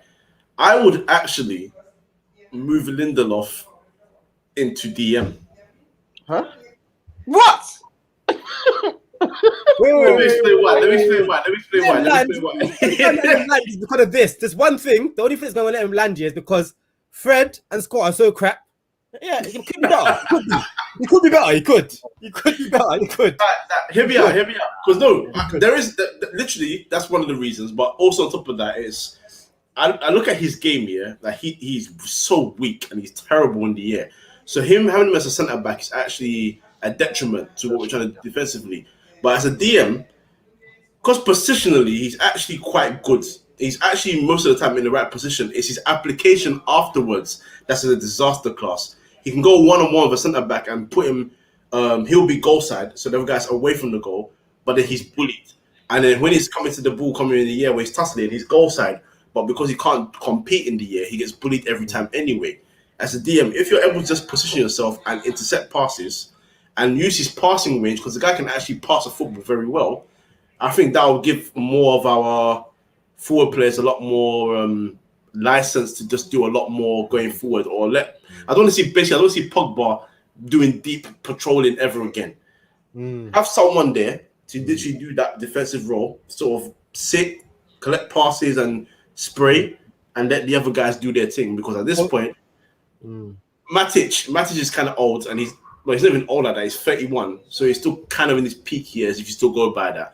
But he's kind of running out anyway. And the other two, I call them a Brazilian and a Scotsman because really and truly, it's tough for me to believe that they are one or the other. And I'm giving respect to Scotsman because we had Darren Fletcher. That's a real Scotsman to me. Do you know what I'm saying? And Fergie, and Fergie, of course. So Lindelof, because Lindelof's not going to get sold. So if I think we're going to use him for something, because I don't think we're going to pay the money for Declan Rice or any other defensive midfielder, not even Bissouma, I would put him there and just get a centre back in. Because when I was watching that line at the back, I was thinking, nah, you know what? You're a disaster. I need another lead. I need a leader at the back. We need to go and find someone fast that can talk and communicate. You know what, Rick, before you go, because Lindelof, okay, I hear what you're saying with the passing ability, but I'm just trying to envisage him in midfield. Like calling for the ball, moving here, 1-2's position. I can't see, I can't lie. Like I don't think he has the grit and the will he be like demanding the ball all the time? Like, yeah, give it here, I'll pass it here, I'll pop it off here, I'll move here, long cross ball. Diags. I don't think he's too flimsy, man. I don't think he has the mentality to play that position. Like we need someone that's like a Carrick. Like he's authoritative, big guy. I'll collect the ball any position. For Lindelof, even Jules, 1-to-1 Jules, he will lose most of them. So for me, I don't want him there, man. I can't lie. I just don't want to. I was gonna say, I agree with like half of what you said, but my conclusion is not a DM. My conclusion would be a back three. Okay. Yeah, or he just needs to be he needs to be partnered with a Ramos or a Van Dijk. Just an amazing all-round centre back. That's my conclusion from that. He either needs to be like partnered with an amazing world-class centre back like Van Dijk or Ramos, or he needs to be part of a back three. Because look at Chelsea's defenders. Christian said when he came in, looked good. You know, Rudiger's looked amazing. Everyone looks good in that back three. As for the Quetta, he's not the best early as well. Yeah. Do you know, like, if you're in a back three, it's less about duels and more about reading the game. Does that make sense? Does that make sense? So I think that's what he's more astute to. Even Maguire, I think Maguire would be better in a back three as well. I don't see him as a back four centre back because of his lack of mobility. In a back three, you have that cover from the central defender. Lindelof played in the back three in was it Benfica, I swear? Yeah, Benfica. Yeah, and he won title as well, yeah. Exactly. Yeah. Maguire, World Cup back three, that's where he looked his best. I think back three is a lot. And as a manager that's available, that's like loves a back three, you know. No, but you said he don't fit the club. That's what you said. Yeah, I'm just saying. All right. Let's go back to Wednesday. Let's just do this, get out of the way, because there's a lot of things that I feel like I need to get off my chest also, and I don't know how you guys want to run this. I don't even care about it's Villarreal at this point. It's even if it was Dagenham and Redbridge, that performance, it scared me. I don't think if we were to send Sancho, I don't think that's enough about this creating. I agree. Stuff. Yeah, I agree. Near enough. I agree. I told Jerry, I think we'll ruin him. We'll ruin anybody. like, you guys should watch Sancho. Sancho doesn't play touchline. He plays in the half space. Inside, Yeah. Pogba plays in the half space. Bruno plays in the half space. We need someone. If we're gonna talk about balance on the right hand side, we need someone that hugs the touchline. Yeah, because that Wan-Bissaka is not helping. If he's going in the inside, Wan-Bissaka ain't gonna overlap and. Like, but that last game though, he made some few crosses. I said, so you can cross. Yeah, he's getting better. Just to do. I think it's to do with nerves. That's what I've always said to you, innit? But bro, he looks like the calmest guy, bro. He doesn't look nervous. He looks like he's cruising. That's what he looks like. No, South people we don't show our nerves by our facials. We show it by our actions, bro. Like his actions when he's off balance, falling over and all of that. He's nervous, bro. Not that guy, man. Yeah, forget that. Like I'm saying, like Sancho doesn't cure. He cures the creativity issue, yes, but doesn't cure our balance. You know what's mad though? I don't even think he cures the creativity issue. So, go on, Jerry. Sorry. Everyone thinks right winger. For me, I'm looking at it like I've seen him on the left, and he looks good. Yeah, he's amazing on the left. He's amazing on the left, but Pogba, Rashi, Yeah, I know. But for Yeah, me, I'll stick him on the left. I think he will be with him and Martial. Luke We Shaw. got 3 though. We got 3 already. Yeah, but bro, it's about who's the best for the team. Him and Luke Shaw could be even levels than Rashford and Shaw right now. So for Yeah, me, of course. I think Sancho will probably be 50-50 with Bruno through the middle, number 10. He'll probably be the best on the left, he'll probably be the best on the right. Oli ain't playing him 10, not even once. I'm just saying to you that I think as a player, yeah. the positions he can play, I think he could probably start in any of the 3 behind the striker. He's actually better on the left than he's on the right. Yeah, He's actually better on the left. Yeah. But Rashi being there, it's not gonna happen. Me personally, it doesn't create the creativity issue doesn't stop there, because I was looking at this team and I was like, I've mentioned what Diallo earlier, I said Mata, I mentioned all these guys, but that's one of those options where it's like you bring on more attackers because you just want something to happen. Maybe I don't play like that, but besides, in terms of players that play consistently week in and week out and that can come off the bench as well, besides Pogba and Bruno, what other creator do we have? Because I'm thinking about when you talk about Man United, I don't want to go into the days for football good and that, but everyone could bomb down the left. Even West Brown was bombing down the right once in a while. 2008, he was incredible. He had Rio Ferdinand who could ping passes. He had Carrick who could ping passes. We used to crack jokes about Valencia playing right back. Valencia went right back and did his thing. We used to crack jokes about Ashley Young. One of the most creative wingers in the Premier League. Aston Villa. Yep. We used to complain about him being left back, and now look at us. You know, Ashley Young, another one. Even Hargreaves could ping. Anderson had 2 years of pinging. Bro. Even cleverly, he had that fake Beckham. That fake Beckham cross, bro. So, like, hey, come on. Always on the wheel. What's going on, boys? Everything good? Yeah, all good. Yeah, so I'm a bit occupied, but no, it's cool. You know, actually, run back to you quickly before we come back to the Villarreal game, innit? Yeah. Your manager. I'm occupied, but what is it? I heard Coach speaking some wisdom. What's the wisdom? Wisdom about the attacking players, the lack of creativity, bro. I've been saying this for so long. Oh yeah, just for so long. But that's the thing, like, in terms of the overall squads that we had in the past that were successful, and we know how good they were, yes, but the idea was, at the end of the day, you could create something out of nothing from a load of different positions. We're talking about Pogba, Bruno, and the right winger. Yeah, that's not enough. And I've Martial can't create. Martial can't even run. Rashford can't create. Daniel James is Daniel James. The fullbacks. Luke Shaw's done it this season, but fullbacks in today's game create so much. A lot of creativity comes from the fullbacks. And we know what happens on the right side. Let me ask you a question quickly. Were you satisfied with your manager's performance against Villarreal?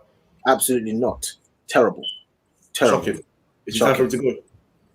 1 more year, but no new contract. Why 1 more year, though? This one I got. Okay, actually, you go. Why 1 more year? 1 more year. Because I think you might not agree, but I think we have progressed as a team, and so he deserves 1 more year. I don't think he has failed this year.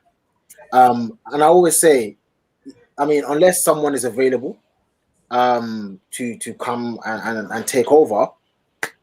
What's the point starting all over again? I mean, who's available? I wouldn't take someone like Conte. I don't want that. Conte, Zidane, I don't rate Zidane. Personally, I think Zidane's okay, but I don't think he's. You can get better managers. In fact, there's a whole wide range of better managers than Ole, right? But I don't think it's just about getting a better manager. There's much more to it. There's much more to be considered. And I don't want Zidane. And I was talking about players. Gareth Bale scores an overhead kick and it says Zidane won the Champions League. It was Gareth Bale's goal. Why couldn't Bruno do something like that? I'm talking about fine margins that people will say Zidane won the Champions League. Yeah, he did. But maybe if Bruno done an overhead kick against Villarreal, we would have won, and then we'd be talking about Ole winning the Europa. But what about the other 2 finals? Zidane won it 3 times. The other 2 finals. Did you see who was playing striker? Bro, Zidane won it 3 times. What about the league title when he had Morata scoring 20?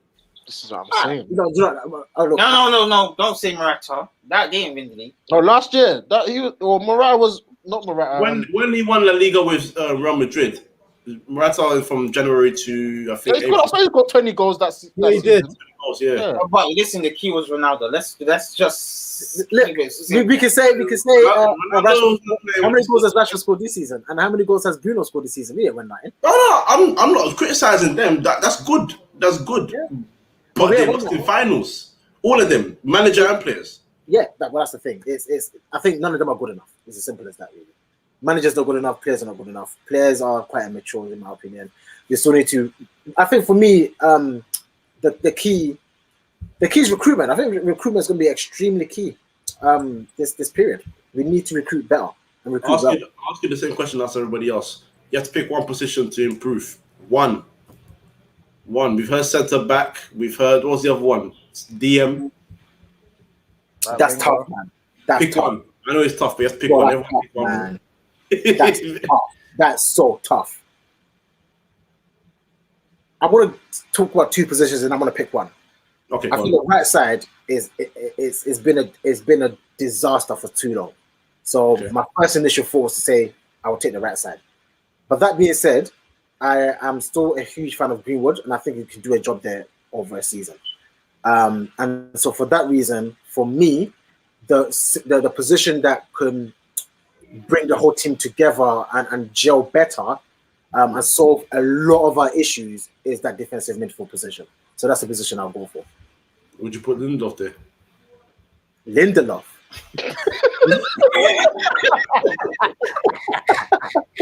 Lindelof. I don't know what you're thinking, bro. I don't understand. You know what's funny? He can actually. At Benfica, there was. You know when you look at some certain positions they can play. DM was actually there. DM was actually there. That's what I told you. Just stop. You know what it is? Some people see some qualities and they think that means they can play a position. Trust me, DM is not just about tackling. You have to be so comfortable on the ball. You have to be so comfortable playing with your back to goal. I've played that position. Trust me, it's tough. It's actually nerve-wracking. I can't lie to you. When you lose the ball, basically the other team is under attack. No, Lindelof is not playing DM. Absolutely not. Absolutely not. We need a player that's good on the ball, can defend. When I say defend, did you guys watch the Champions League final? Did you see world-class football? Did you see Kante?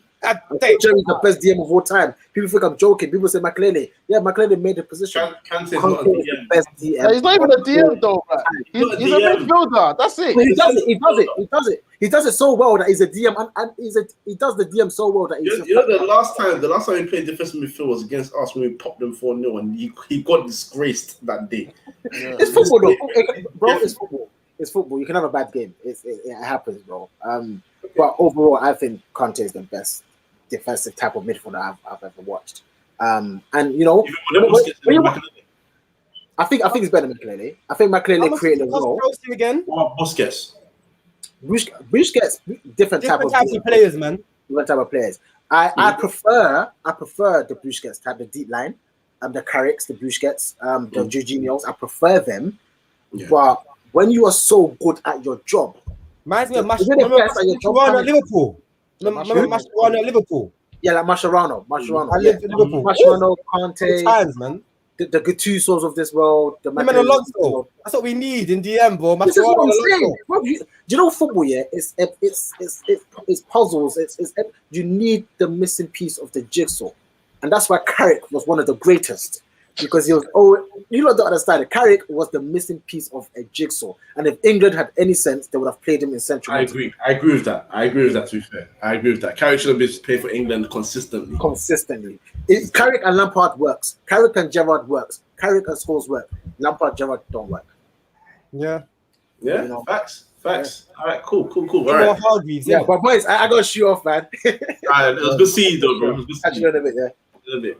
All right, Ollie's at the wheel. Hey, come back! Don't come and. You can't just leave that there. What's that? He's at the wheel. No, he's not at the wheel, but one more season. No new contract, though. No new contract. They give him a new contract, guys. They give him a new contract. Do you know? One of my boys said it to me. Rich, some of you don't know Rich. He said, even if you give him a new contract, it shouldn't mean anything. In fact, give him the new contract. Whatever, it don't mean nothing. But if he doesn't perform next year, au revoir. But why are we giving him a new contract though? Because it's one of those things in football. He's gonna get poached. Who's gonna poach Oli from us? No, but bro, no, it's not even about getting poached. You can get sacked. Think about football. Sometimes it's also psychological, isn't it? Sometimes when you don't give him the contract, you've already set him up to fail. You've really set him up to fail because the players are going to start thinking, this guy might never be here next year. Why should I listen to him? Why should I play for him? But when you give him the contract, the players, you give them a platform to actually try and do their best. All right. If it doesn't manifest, then bye-bye. You know, I talk about this to defend Ole a bit because I think some balance. But if he doesn't do, I've given him enough time. Next season, which if we don't challenge, if we don't win trophies, it's time to go. It's time to go. Next season, if he doesn't win a trophy, bye-bye. Yeah, blessings, boys. All right, calm. All right, let's end it on this note then. Let's start with Ricky. Ricky, what do you? This is going to be one of the most stupid or most basic questions ever, but I'm going to ask you anyway. What would you consider a successful season next season? And does Ole survive in that? I'd say 5 points off the win of the Premier League. As a bare minimum. That's my barometer of success. If you do well in the cup competitions, that would be a plus. But I'd say that I want us to be within 5 points of winning the league. What does do well in competitions mean? Win? I'd say. I don't see if you win an FA Cup. I don't see that as enough to save a manager's job. Look what happened to Van Gaal. Does that make sense? I think the league is the be-all and end-all. If you can win the Champions League or get to Champions League final, that would be an amazing achievement. But I don't expect that. Does that make sense? But I do expect us to challenge for the league. We should be challenging for the league. The amount of investment we've had in the squad, the size of our club, we need to be at least five points off.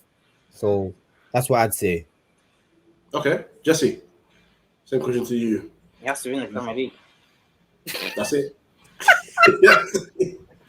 That's it. He's gone. Pack a bag. He has to win the Premier League. Well, bye-bye. Sorry, I'm not going. I like that. No, I like that. I'm not going almost 10 years without no Premier League title. I'm sorry. Actually, let me be realistic.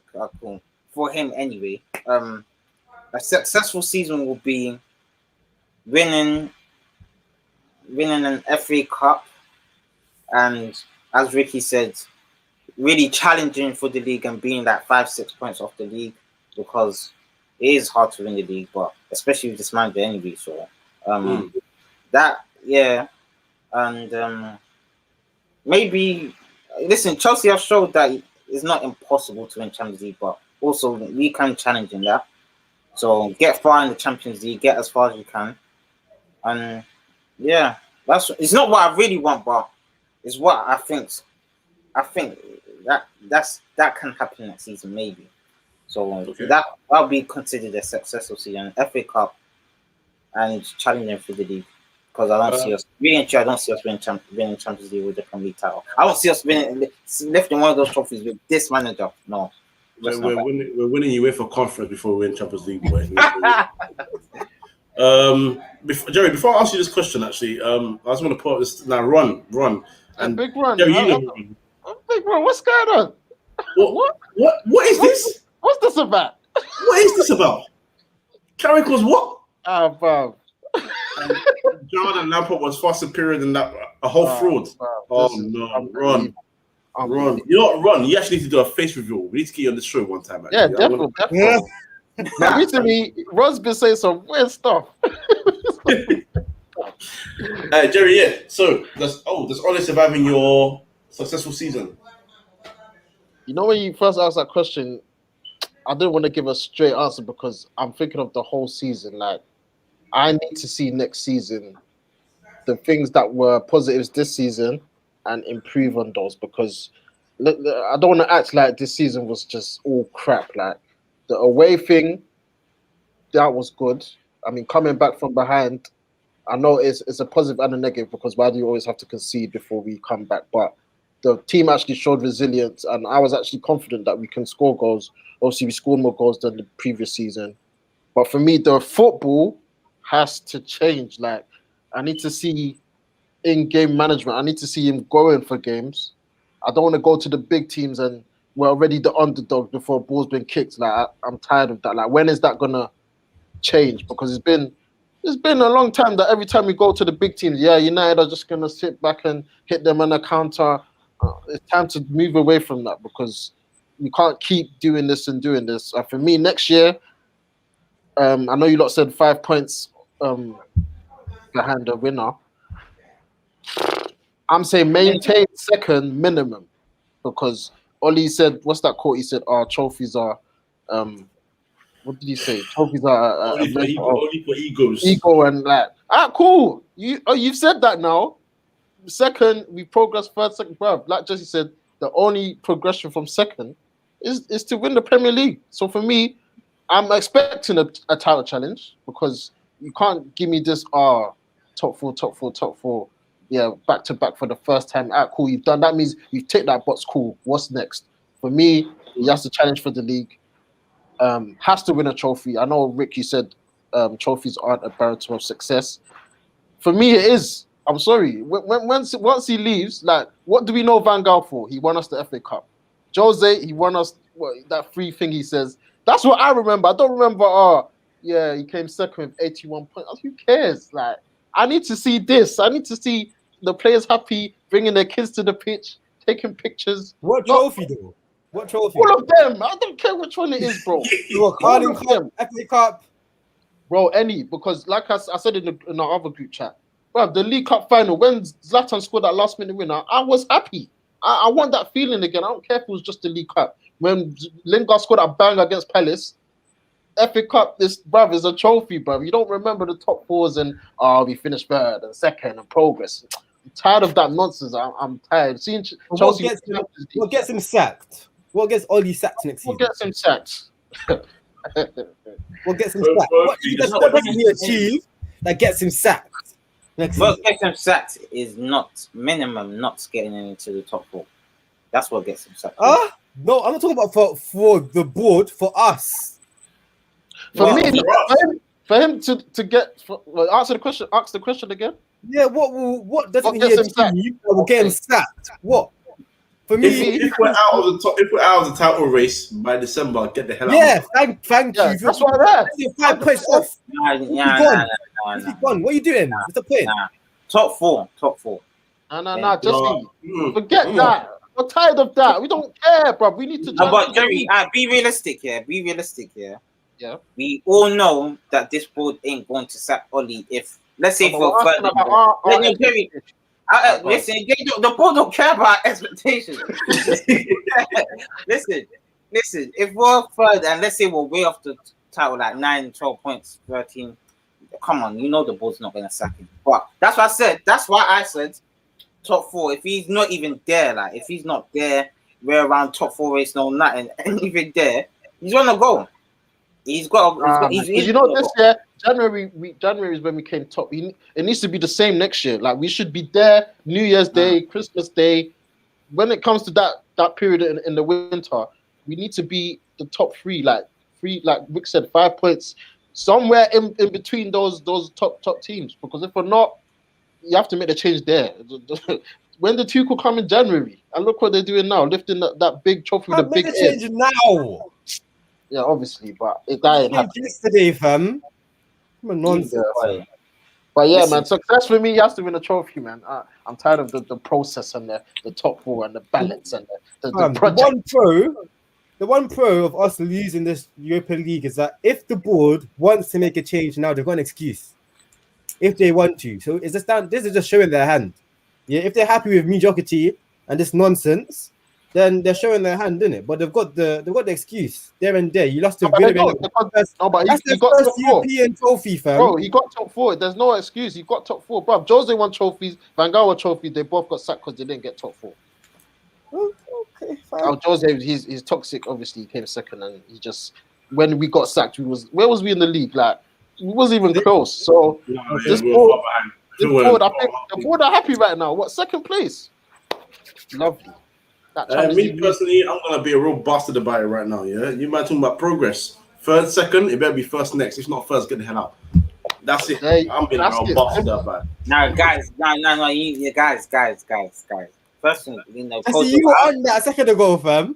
I'm being realistic. I'm being realistic. It's I'm being a realistic, though. bastard. It isn't about No, realism. no, I'm wait, being a wait, bastard. wait, we're being a bastard. He said we're progressing. So if we're going by the ladder of third, second, well, you have to get the gold medal. Wait, To get hold on, bronze hold on. and silver. I You have love to- it. Hold on, I love it. hold on a minute. First things first, we ain't even won a trophy with this brother. So what makes you think? I don't care. that we're just I don't gonna care. It's not about thinking he can do it. That's what I want to see next. Yeah. It's You not have about But you said if he doesn't finish first, he should go. That's get what the you hell out. said. Yeah. Now that is shut up. But let's say How about goal difference? How about please honestly goal speaking, difference? what gets him out for me is if I'm sorry, but if you don't finish second or win a trophy, then you have to go. You have to Listen go. to what you're saying. Wait. If you don't finish second, listen to what you just said. Cool. If he doesn't win a trophy next season, let's put it this way: if he doesn't even win the Carling Cup, Carabao Cup, whatever it is, FA Cup, if he doesn't even win a trophy this season and he finishes second, like last season, he can go. A trophy I want to add something. It doesn't get into the last 16 of the Champions League. Gone. Hey, listen. I'll even if he gets extend knocked out- it. No. It's What true. about If he gets the knocked out, What do you mean? if he gets knocked out in the group stages again, Go he on. better not just step back in this country. I don't even do it. Don't even do it. Rick, I think last 16 is a bit too kind. I think it's a bit too kind. I'm saying it's a bare minimum, bro. Because you might get a mad group. Imagine you get like a group of Okay. Madrid. He has to get quarters. Madrid, He has to Juventus. get- Bro, he has to get quarters. He has to. Imagine After you last, get Madrid, Juventus, PSG, bruv. Then what? well, this is the Champions League. What do you think this is? Wait. Hold on. That Juventus team with Rabiot and who's the other one? Hey, we better wipe the floor with them as well, bro. Come on, man. Quarterfinals for me. Has to get quarters. Didn't David Moyes get quarters? Come on, man. Hey, he did, you know? He did. Exactly. Yeah, he Last did it. 16. Last 16 is too kind. Are we Arsenal? Nah, bruv. That's to get caught. But Ollie's gone, let's not Ollie's say gone. bye bye. I like this. Let's all be realistic. Obviously, you have to judge him at the end of the season. Because what's so funny? No. We can judge him during the season. What do you mean? All right, listen. How about we judge him on Jesse? How about last season? We judge him on last season, like the season this season. How about that? Just went, yeah. Maybe How about to be How about fair, that? in his second full season, I'm gonna give him just a tiny bit of a bad, tiny bit. But listen, you're all saying this year, he could he could get knocked out of the Champions League. Obviously, that I will push the second for them. I will, but he could still. You have to think out the outcomes because there's things that are after that. He could still win the FA Cup and challenge for the league and finish And the Europa League. and Europa League, maybe. So that's what I'm saying. So, but bare minimum, he has to win a trophy. If no trophy, if you don't win no trophy and you finish second, I don't care. You have to go. Yeah, I think to conclude, I think the trophy for me, if he doesn't win a trophy again, I'm done with this guy, man. That's it for me. Like I said, trophies is the all. You know what pisses me off, yeah? Like it's the fact that, like, even if, for example, it's the fact that he's been so close to winning a trophy. That's why I'm even putting that more pressure that if you don't even win a trophy next season, you can go. Because you've been to how many semi-finals and a final where we should have won, and you've bottled all of them. So it even applies more pressure. So well, I wanna leave you guys with this. Now we have spent 770 million, bro. and we've got 3 trophies. Oh, look at the money. Look at them. Hey, this is so rude. This is so rude, fam. This is absolutely horrific. Look Now, at the major honors. Look at the major I win. honors. Free FA Cup, Europa League, League Cup. PSG has 17, fam. Barcelona has 11. 11. don't even dispute that, yeah. Look at Man City, bro. Arsenal have more than us, bro. Is anyone noticing that Bayern Munich and Real Madrid, their next spend combined doesn't even touch us, but look at their trophies combined. Disgusting, bro. Damn. And But, just you know what it is? That one you can't obviously. That's just bad recruitment. I'm sorry. That's just bad. That's just bad signing. For example, Jesse, I also want to. Come on, you're taking the piss, man. Well, Jesse, I also want you to know that 279,519,300 pounds of that belongs to Ole Gunnar Solskjaer. He spent how much? 300. Wait, he spent how much? Oh man! Oh my He days, spent how much? 500. Did I hear 500? No, 279 million. Wait, is that spend? Is that net? That's expenditure. That's not net. Net. It's not net. It's just expenditure. Not net, but that's still a lot of money. But apart from Lukaku, who have we sold for money? Diallo? Who? No, Diallo? Damien. Sorry, Damien. Damian. How much was Divi selling? I can't remember. It was nothing basically. It was like check 20 that more or for you. something. Like, was it much? There's so many of those players only bought If that. that, maybe it was like 9 million, I think. I can't remember, bro. Damian. It wasn't much. Maguire, so what? Maguire, Wan-Bissaka, James, Bruno. Diallo. That's so embarrassing, fam. These players, I would not. You guys see why I keep on asking for a manager that develops players because we're so bad at recruitment. Yeah. The model is just it doesn't fit.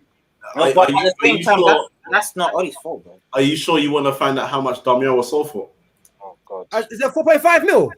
It's not even near that, bro. 3 million. We bought him for 16.2 million. We sold him to Palmer for 2.2. Hey guys, let's go. What? Let's take this off. Oh god, man. This club is a clown of a club. Honestly, why do we sell players for so rubbish?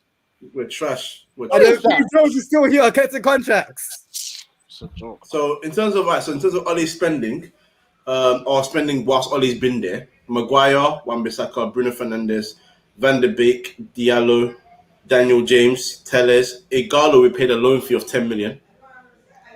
Pelestri, and then Edinson Cavani. So how many players is that? How many players? That is 10 players altogether. At 10 players, and I believe how many starts? So the starters: Wan-Bissaka, Maguire, Bruno Fernandes, Bruno, and Cavani. So that's 4. Oh, Cavani 4, yeah. Cavani. That's 4 out of 10. So Cavani is basically going to be next summer. So looking future-wise, is the ones are Maguire, Wan-Bissaka, and Bruno. Now there's 2 players I wouldn't even start, which is Maguire and Wan-Bissaka. I'm sorry, if I had a choice, I'm not starting. But the only one I'm starting is Bruno. It's a joke, man. I give up. It's a joke. Like, come on. Like, really, like, come on. The recruitment is bad. No, what? Really bad. In my head right now about the current regime, yeah. This Van de Beek deal. Yeah, it sums it up. If you say it sums it up, if you didn't want him, why did you sign him? With that money as well. That's a lot of money. Yeah, that was 30 mil, bro. Like 35. Oh yeah, 35 million now. With the rest coming later on. Stupid, man. Wasting peas. But listen, this John Murta guy and Fletcher and whoever they are, listen, please prove me wrong or do something. They've said they all used to work with the academy, so that's just improving the link to our current academy setup. So we're going to be focusing more on youth. That's why we brought all those players played the last game of the season. You know what's funny? I'm kind of optimistic for this summer. I don't know why. Because with this Super League thing, I'm sure the top teams are gonna just do 1 or 2 statement signings. Okay, I think Jerry, yeah, cool. We make these statement signings, yeah. Don't forget last season, Ollie got given Van de Beek. Van de Beek is a good player. He's not a crap player, man, but Ollie didn't want to use him. Yeah. If Ollie gets given these top players in all the positions we want, can he make the jigsaw? Can he make it fit? No, I mean the players he wants. That's what I mean. No, even if you get the players he wants, remember he wanted Maguire and Wan-Bissaka. Remember? Yeah. Yeah, but Maguire. Let's just say he gets the players he wants. Them type of players, the Maguires, the Wan-Bissakas, and that. It's still not gonna work. We'll see, man. I don't know. What do you mean? You don't know? I don't know, bro. Wait. What's your favorite? What's your current thoughts on Wan-Bissaka? Go. Oh boy. Where do we begin? Hey, I still don't listen. I don't rate him, but like you said, I see little improvements. I do. I can't lie about that. No, be brutally honest. What's your opinion of the signing 50 mil? Yeah, look at the market. Remember that Brighton signed Tarek Lamptey. Lamptey? Yeah. Think about it. 50 mil, Wan-Bissaka, go. No, listen. 80 mil. No. Because Let's go. 80 mil Maguire. Let's go. When I talk about Wan-Bissaka, it's partly emotion, but let's not pretend he hasn't done good things for this team. Like it's not all just. Jerry, you're talking to me, bro. I defend him every single week. Yeah, I know. I know what Wan-Bissaka's done. I'm asking about you. I'm asking you. No, but you can only judge what you've seen, though. Okay, cool. On the real though, he's done good stuff. But for me, what I want to see, obviously I'm not the manager, but for me, he's not what I like in it. Obviously, Maguire, even asked Jesse, I've said, yeah, he's dead, but let's not pretend that he's been like dead the whole season. Like the last part of the season. Think about it. Yeah, these are players. If you're spending 50 mil on a right back, this is the top like 1% of right backs. You're spending 80 mil on centre backs. He's one of the top centre backs. Yeah. For the fact that you're spending that type of money, are you happy with the fit? No. Of what all you wanted? No. Not right. Not right now. No. Of course not. They're not a fit. Yeah, but it can only take one signing. But one signing can change, or two signings can change a lot in this team. Of course, but I'm just saying, by his current track record, I'm not confident. And that's why I said choosing our players. But I think this summer, it's going to be different. I don't know why, but I just pray. I think we're going to make signings, JV. I agree with you, but I think that they're not going to be a fit. Well, so you don't think Sanchez will fit? I think they're going to be good players, but I don't think they're going to be a fit for our side. So who's a fit for our side, may I ask? Like, Depends on what Oli wants to do. I'm not the manager. That's the problem. So you don't think Sancho will be a good fit? I think Sancho's a good player, but I don't think it cures. I don't think it cures what Oli's doing on the right hand side. It doesn't. So what does? A player that stretches teams. Maybe like there's is it Chiesa that went to Juventus? Oh, yeah, he's a genius. That would be an amazing right winger. That type of player, but you guys don't know about Chiesa, so I have to use a Premier League example. Traore. You know my thoughts on Adama. Come on. Yeah, but there's a type of player that just likes being on the touchline. Can we talk about who we need? Like what? How many players we need? How many players? We need a back. We need a DM. We need a right winger. How many players I think we need? Honestly speaking, no. We need double that. I'll double the first thing. We need like 6 signings. I'm not even joking. What's the point? I agree. I think even more. Jerry, no, 6. You know why 6? Cool. Centre back, DM, right winger.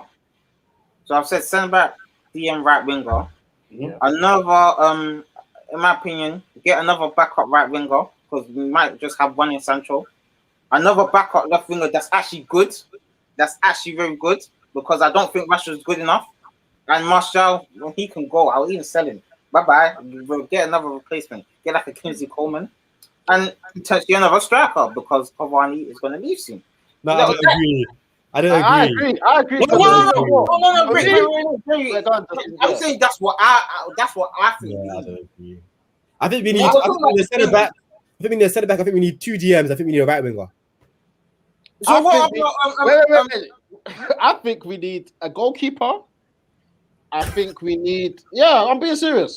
Go on. I think we need a goalkeeper, another right back, 2 new centre backs, a DM. You mentioned the whole team.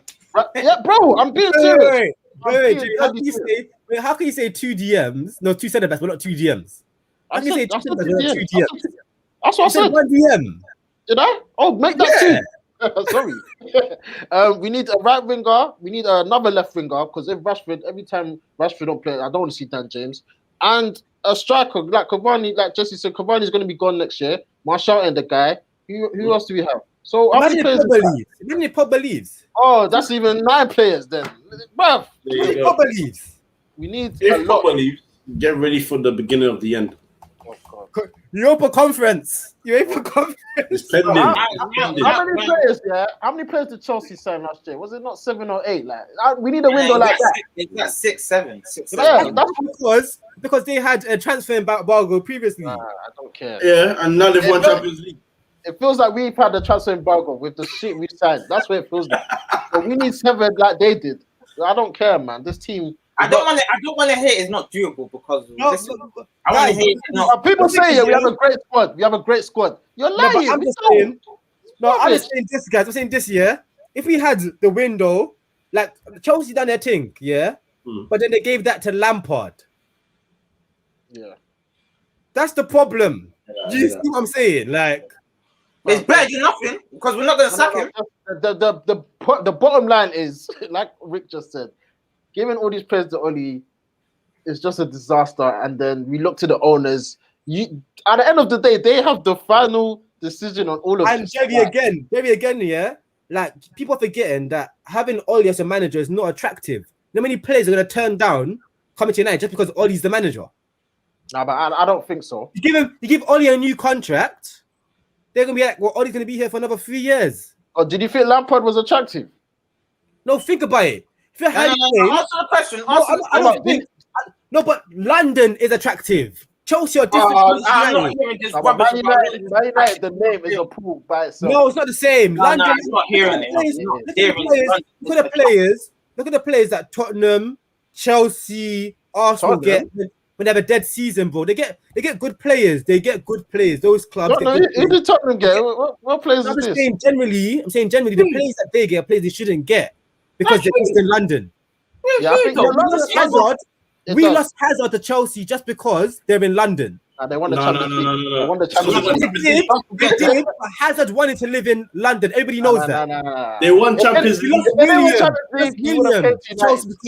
We lost William to Chelsea because he wants to live in London. We lost Cesc Fabregas to Chelsea. William was going to go Spurs, bro. Yes. We lost Cesc. We lost William. There's all this because they went to stay in London. We wanted them players. We lost Cesc because we had David Moyes. Exactly, like, come on, bro.